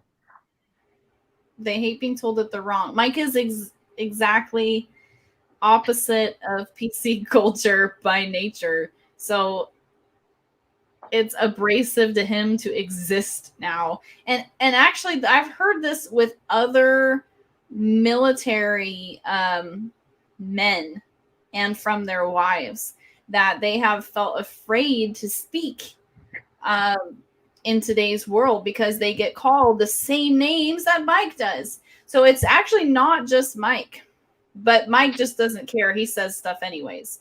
Some of them are scared and they don't. But yeah, you're not going to shut me up. I'm going to tell you what I think. And if you don't like it, fine. You don't have to like it. But some people, you know, they end up hearing it, and not only hearing it, they understand it. And that's kind of what I go for.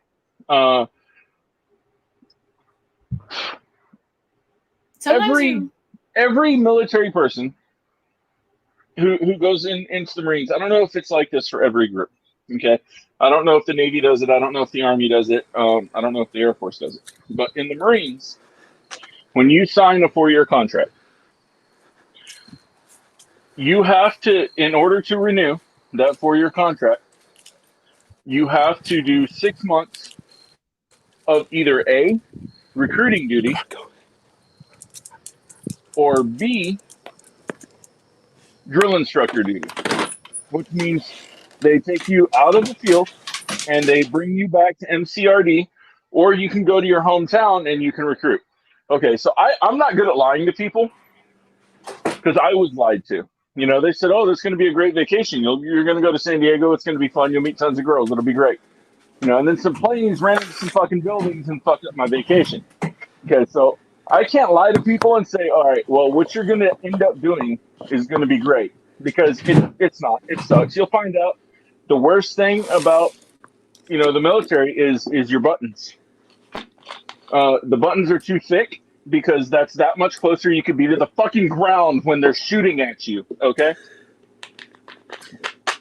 So it's not a good thing I have a pet cat named Buttons on a related note. Well, there you go. Now, I'm not in the Marines. So I picked drill instructor duty, okay? Now, I found out when I was in drill instructor duty that I was fantastic at molding people into what I want and thought they could be. Okay. I could see things in people. And that was kind of my first relationship with psychology. That's why I got into psychology later on. And I had a minor in it, you know. And I found out that I was really good at seeing the raw person and turning them into something that I thought that they could be, they could be even better than what they were. And I was a very good leader. Still am. You know, you can ask Mindy, who trained you to drive a truck? You. You didn't go to school. Mm-hmm. I went to a school and I taught you. Mm-hmm. Okay? Because I'm a very good teacher. This is what I do. I teach people. I show people things. I actually get more satisfaction out of teaching than I do anything else. Okay? So I consider every opportunity when I interact with someone to be a learning experience. Okay, that's just how I go about things. If you picture that into what I say, you get a clearer picture of who I am. Okay, I treat every single opportunity as a learning experience. And I like to talk loud enough so everyone hears me. Okay, because that way everybody can learn from the mistakes that you're currently making. You know, that's kind of the goal, is to better not only yourself but the others around you and keep them from doing the same stupid shit that you're doing. Okay, so I lead that in every single thing that I do. Every single thing about me is that one driving force, and that's to make others better. Some people don't get that about me, and it's sad that they don't. It is. It's very sad. Lots of people look at Mike and they see abrasive. They say he's very abrasive guy, very harsh. But I see something different. I look inside. I see the teacher, very smart, very learned. He's like a book. That's a very good Trump. That's a very good Trump impression. Let him finish. If a book had legs, I saw a book one time with legs. Someone said, "Is that Mike?" I said, "No, it's a book with legs. I've seen it before." And it's great. It's going to be great. It's great. Tremendous. I know a lot of words. I've seen a lot of words. Read a lot of books. Very many. I'm like a library. I have lots of books in my brain. I teach. Very good teacher. I'm like, have you seen the movie with the Robin Williams? I'm like him. I teach. I do unconventional approaches. I see them. I say, I see a mind. You need to be molded. I mold them like clay. I would pay you for a personalized Trump impression. That was so good. Dead Poet Society. That's what they say. They say, you mean learning fun, Mike? Learning was not fun, and you can. Very fun learning. I'm not very open and honest about the things that I do and that I say, you know, and that's probably my fault. Did you say not? You're not. You're like your motivations. You really hold back, I mean, Mike. I don't really explain well. You know, you're good at explaining. Mindy is fantastic at explaining things. Like, she'll talk your ear off. You always bottle up your feelings, Mike. I'm more of a direction express guy. yourself more. I'm a direction guy. He's very like, do this, and then your choice is to get it done. I sold 200 copies of my book. I wonder what Mike thinks about that. Said nobody. You know what I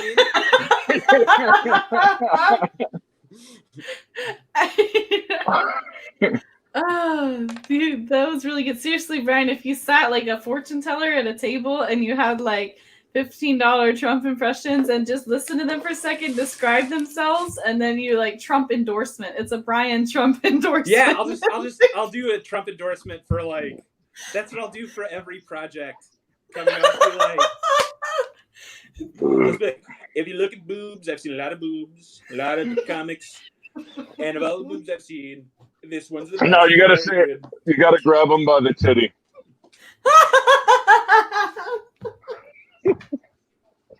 The old, get them in the old fish hook. That way they can't get away. Everybody knows. If you don't, they can get testy.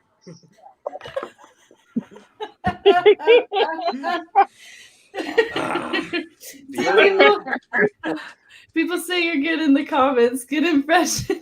Well done. Thank you. Can liberals laugh at impersonations of liberals? Doubt it. No. Oh. God, that's so funny. I do a really good impression of Ruth Bader Ginsburg. Too soon. Too soon? Oh, gosh. I think you'd have to plank to do that one. It's like the same as my impression of you seeing little people.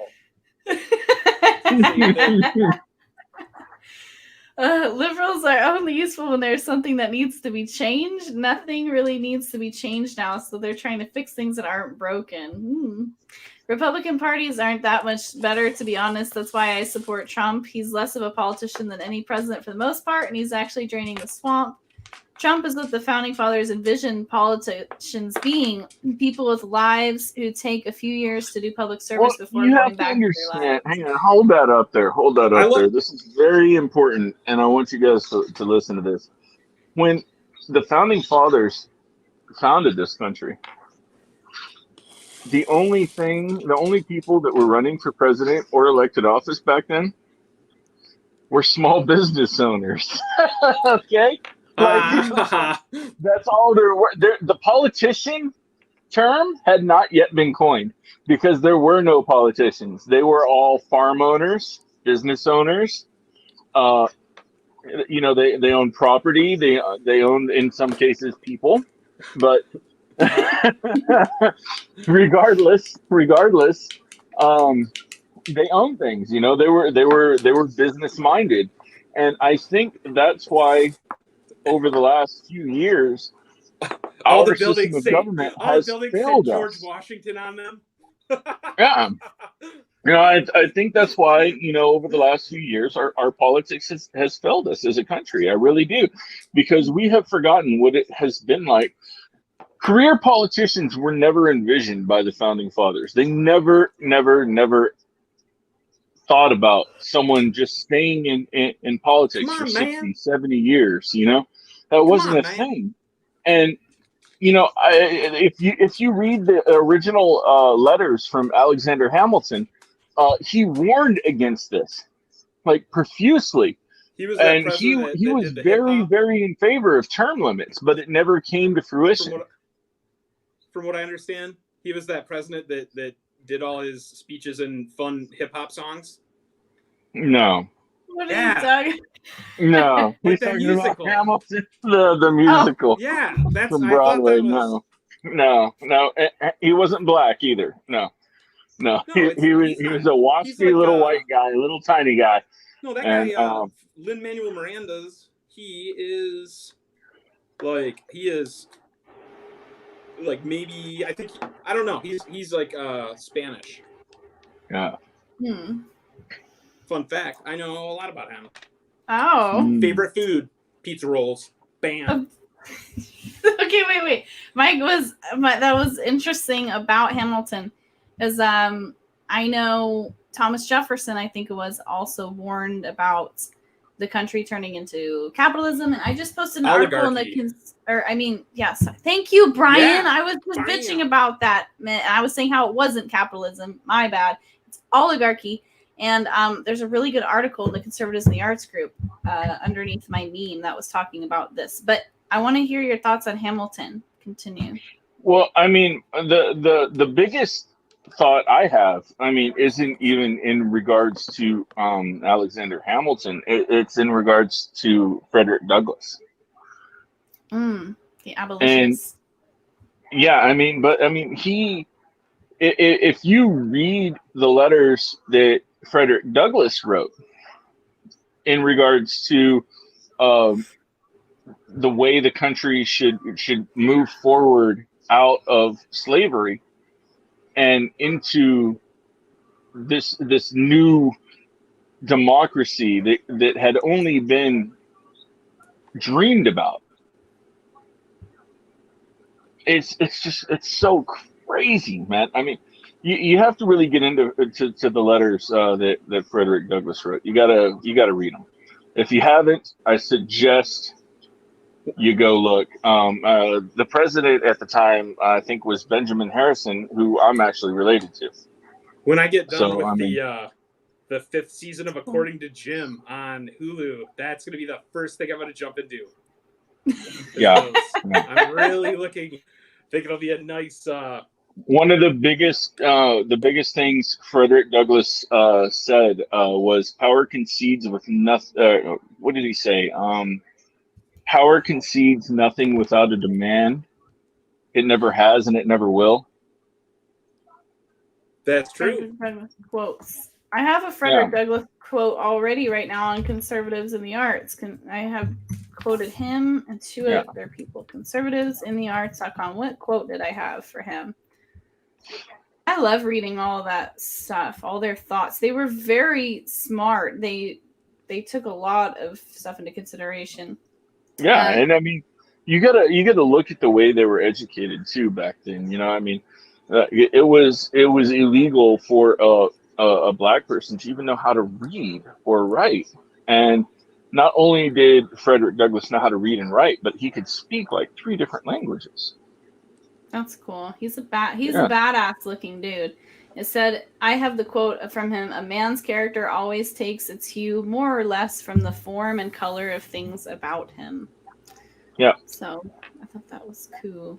And then I got a Thomas Jefferson quote that says, "I know no safe depository of the ultimate powers of the society, but the people themselves.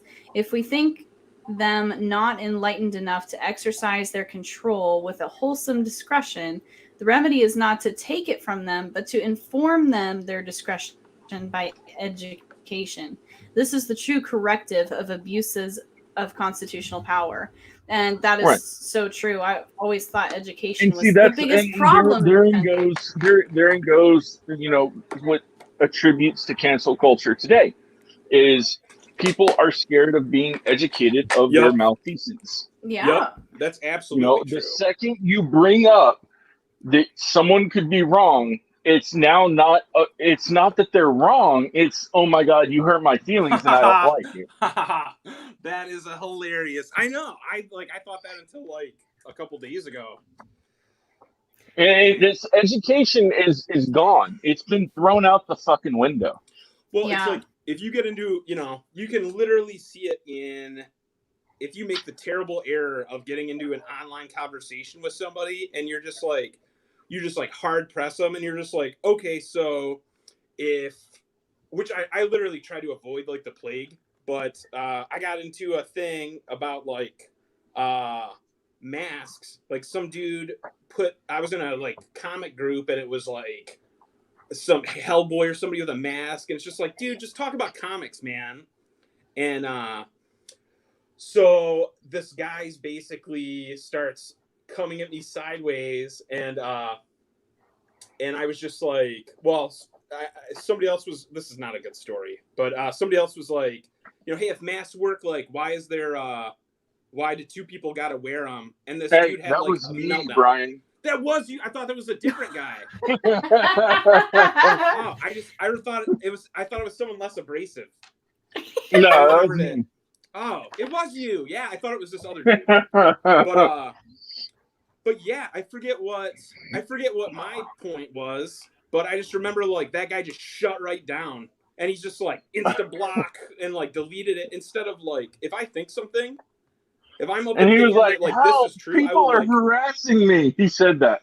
Yeah. It was like, if I say something and you disagree, and you're like, I disagree because of this, like, I should be like, well, actually, counterpoint, and then we have I shouldn't be like, oh, I'm being attacked right now. People literally feel like opinions that are different from their own is a personal attack. And if that's the case, I mean, you can never really have any true intellectual discussion about anything if information that does not align with your worldview is and that honestly goes on both sides of the aisle. Like that is a thing that's definitely attributed to like the, SJW, like, oh, I can't handle this truth thing. But on the right as well, like if you challenge someone on certain things on the right, like, people that are like all in on like Trump, and you're like, what about this one thing about Trump? They're like, dismissed. Like, that challenges my worldview a little bit. And it's like, so really, I think that's like an everybody thing. I think so too. That's why I don't like hashtags either. Like the Cult 45 is a hashtag, for example. And what? Yes, what's that? It's like besides it's a refreshing cult, the cult of the 45th president. So the cult of Trump. So, and there are people that Trump supporters. I think it's Cult 45.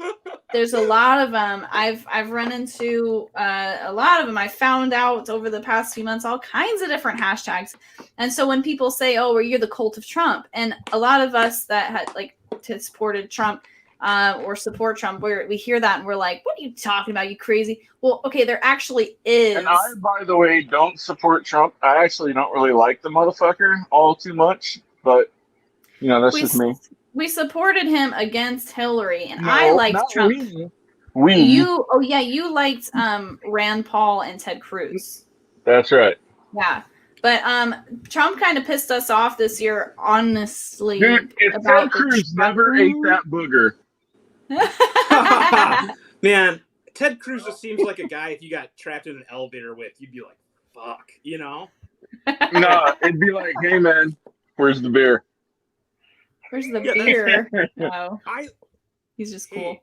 Hey, Ted Cruz is a fucking Texas boy, man. He's cool as a fan. I love Ted Cruz.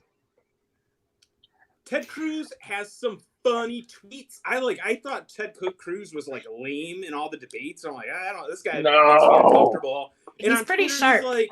He's like hilarious. I'm like, why wasn't he hilarious at the debates? Dude, I have spent time with him. Like I've gone out to dinner with the guy. I've been to several fundraisers he's been at. Dude, I grew up in Texas. I'm telling you, this is all when he was like a fucking lieutenant governor. You went to, where'd you go to dinner with Ted Cruz at? Ted Cruz went to Applebee's, had to half off apps. No, dude, it was called the Bluefish. It's a sushi place over in Dallas. Oh, nice. Yeah, that's it was cool. Me and a bunch of veterans. He was with the guy who was running for governor at the time, Greg Abbott, and he was lieutenant governor. Mike has all kinds of strange stories. That is so you know. I'm trying to put my hat on with the reverse camera, and I'm like, I'm having a hell of a time with it. But man, he's funny as fuck, especially when he gets drunk. He should be a little drunk at the debate, so he's more fun. I think that's his whole if he'd have been cracking jokes at the debates, because Trump was hilarious at the debates. Yeah, Trump is really good at charming people. One of the funniest fucking people on the planet. He's funny. They're like, you called women fat, disgusting pigs, and he's like, no, I was speaking specifically about Rosie O'Donnell. Look at her. It's pretty obvious. And you're like, that's the funniest thing I've ever heard. He's amazing at charming. At the charisma he has at his speeches, he is better than anybody. Gary Johnson always seems like he just took a huge bong rip. That's the problem. He's like, what's Aleppo? And you're like, oh man, that guy isn't gonna cut it. Oh man, if you those lip syncing videos that they do. Oh my god. Funny. They did one on the debate back with Ben Carson. And Ben Carson was running, so wasn't that in 2016? Yeah, that wasn't this. Yeah, it was. Yeah, it was.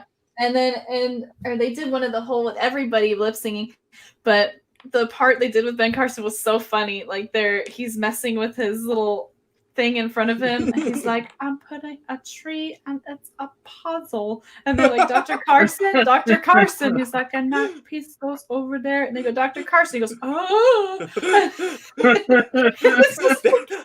the funniest part of that lip sync. It is funny. It cracked me up. It is so perfect. But I've got nothing bad to say about Ben Carson. It was just like the funniest part of that lip syncing video. I recommend you look it up. One thing that's weird about Trump is that when what's that Mexican food company? The Goya. Goya, yeah. When the Goya thing happened, I forget what they even did, but it was something where the CEO openly supported Trump and people flipped out, and then Trump started low key product placement for Goya, and and Ivanka took a picture with the beans and shit. Yeah. Cool. He's like, "Welcome to the rally. I'm a little slow. I'm very full. Just had lots and lots of nachos. Goya, very delicious, very crisp." And you're like, "What?" That was weird. That's so funny. If you like refried beans that are creamy but not too robust, I recommend Goya. I have a can right here, $4.99. Great value. See, he does stuff like that. That I think is really funny, and I really like that part of him. I got pissed off over the tariffs, and I'm still pissed off over the tariffs. Oh, but yeah. I like his personality a lot. I think he's hilarious. As Charles says, that's not a problem. Everyone needs to have taken just a huge bong hit. Give me a minute. I'll be right back. Marsh says, hashtag, I don't like hashtags. Oops, did I just hide it? No, I didn't. Hashtag, I don't like hashtags. Well, guys, I'm starting to get really hungry. Yeah, we got to take it. Yeah. We got to call it. They have some delicious Goya products. They have an assortment of delicious Mexican foods to choose from. Actually, I had fajitas earlier. Oh, so nice. That would be tasty. Mm-hmm. Oh, wait. Hang on. There's a really good comment right there. You didn't finish your thought on why you don't like Trump. I'm curious. Oh, dear. Okay. Keep it concise, smart. Really? Okay. The biggest thing about American politics over the last 8 years was divisiveness. We saw that with President Obama, arguably the most divisive and corrupt president in United States history. Okay, now when you have divisiveness, you cannot be a leader. In order to be a leader, you have to rally people behind you and move forward. And the only way you can do that is by speaking a message of unity. It seems to be that President Trump's only means of support, now I'm not saying it's wrong or it's misplaced, is divisiveness. Okay, now you can see a lot of civil unrest going on in the country right now because of such divisiveness. Now, I'm not saying that's President Trump's fault, but I am saying that divisiveness causes the rifts. And if you start out from a place where you can't reach across the aisle and garner support, you're going to run into problems. I'm not saying you have to bow down to people or you have to have, what is it? How can I say it without pissing people off? You have to, all right. Candor. You have to act presidential at least some portion of the time. Now, President Trump's mentality is, fuck you, I don't have to do this ever at all. That's not really appropriate from, I can say, a military standpoint. Okay? You have to play the politics in a manner that benefits you, not destroys you. Okay? Is he going to get reelected? Probably. Should he be? I don't know. I would have very much liked to seen a stronger challenge, maybe in the primary.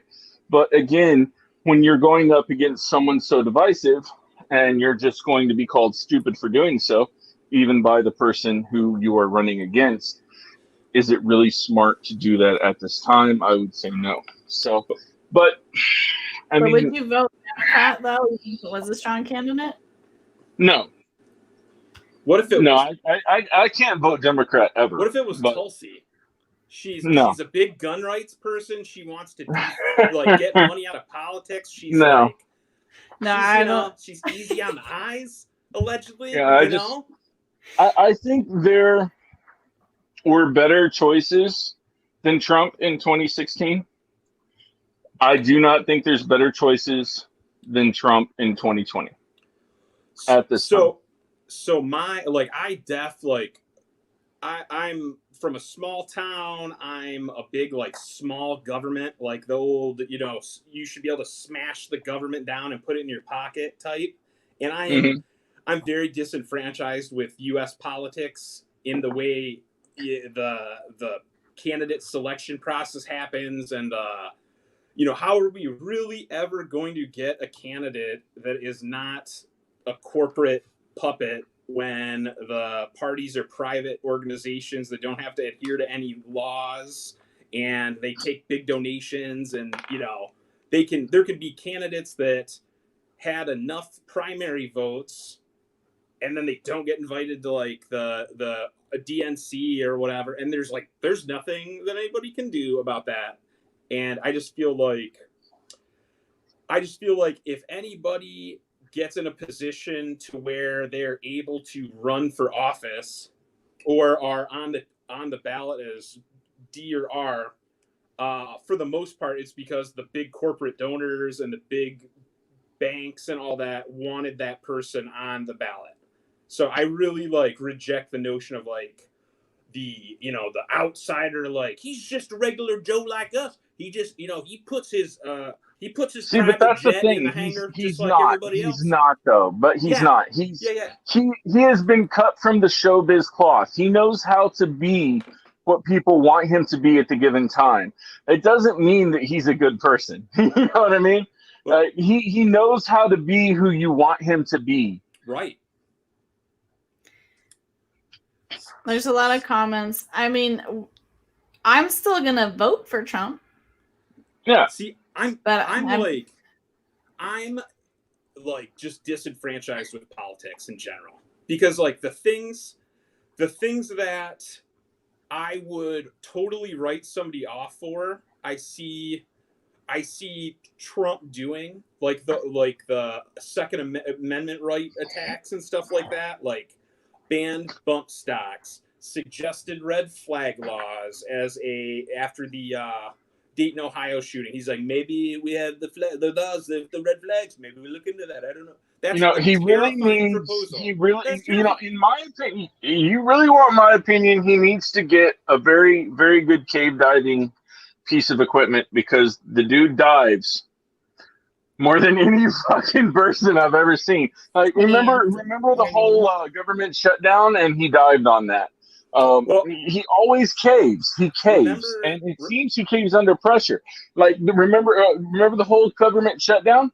You know who didn't do that? Sweden. How are they doing? They're fine.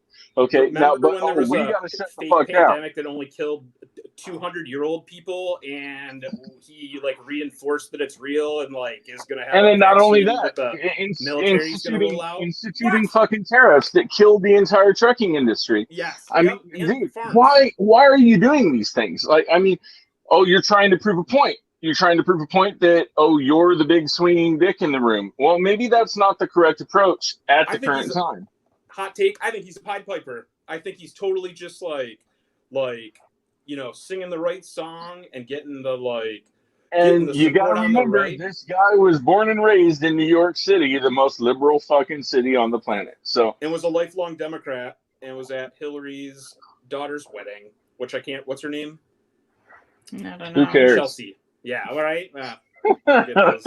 Those demons. Yeah. Yeah, Marsh, I don't think anybody here is going to flip out at us for not liking Trump. They're pretty all level-headed people, and I really liked Trump a couple years ago, but Trump. I voted for him. Yeah, but I mean, I got pissed at Trump with the tariffs. It really fucked up trucking. I'll vote red regardless because I mean you have. My brother's like that. Yeah, he's like, I don't care. We're not voting for Biden, okay? But let's be clear on that. No, but the tariffs pissed us off. There's a meme on the internet where it's like a car driving away. But are there people out there? Out the window, like, help, and it says, I'm riding with Biden. But are there people out there that can do a better job than Trump? Absolutely. Was he? I didn't know that. Yeah, that's been Mike's stance for a long time, and you know he said that, and I've been like, no, I love Trump. Trump's a people guy, you know, like he gets things done. But then the tariffs happened, and our world turned upside down, and trucking died. And then with the small business loan, the SBA loan and stuff out of COVID, that was a mess. That was the most disorganized piece of bullshit I've ever seen. And Trump's on the news being like, they're being taken care of, all the small businesses, and they were not. So I mean, we saw a little bit of like, this shit isn't actually what he's saying isn't actually what's going on right now, and that kind of pissed us off. Like all the small businesses got raped. There was no oversight. Even the banks were like, we don't know what's going on because no one's telling us.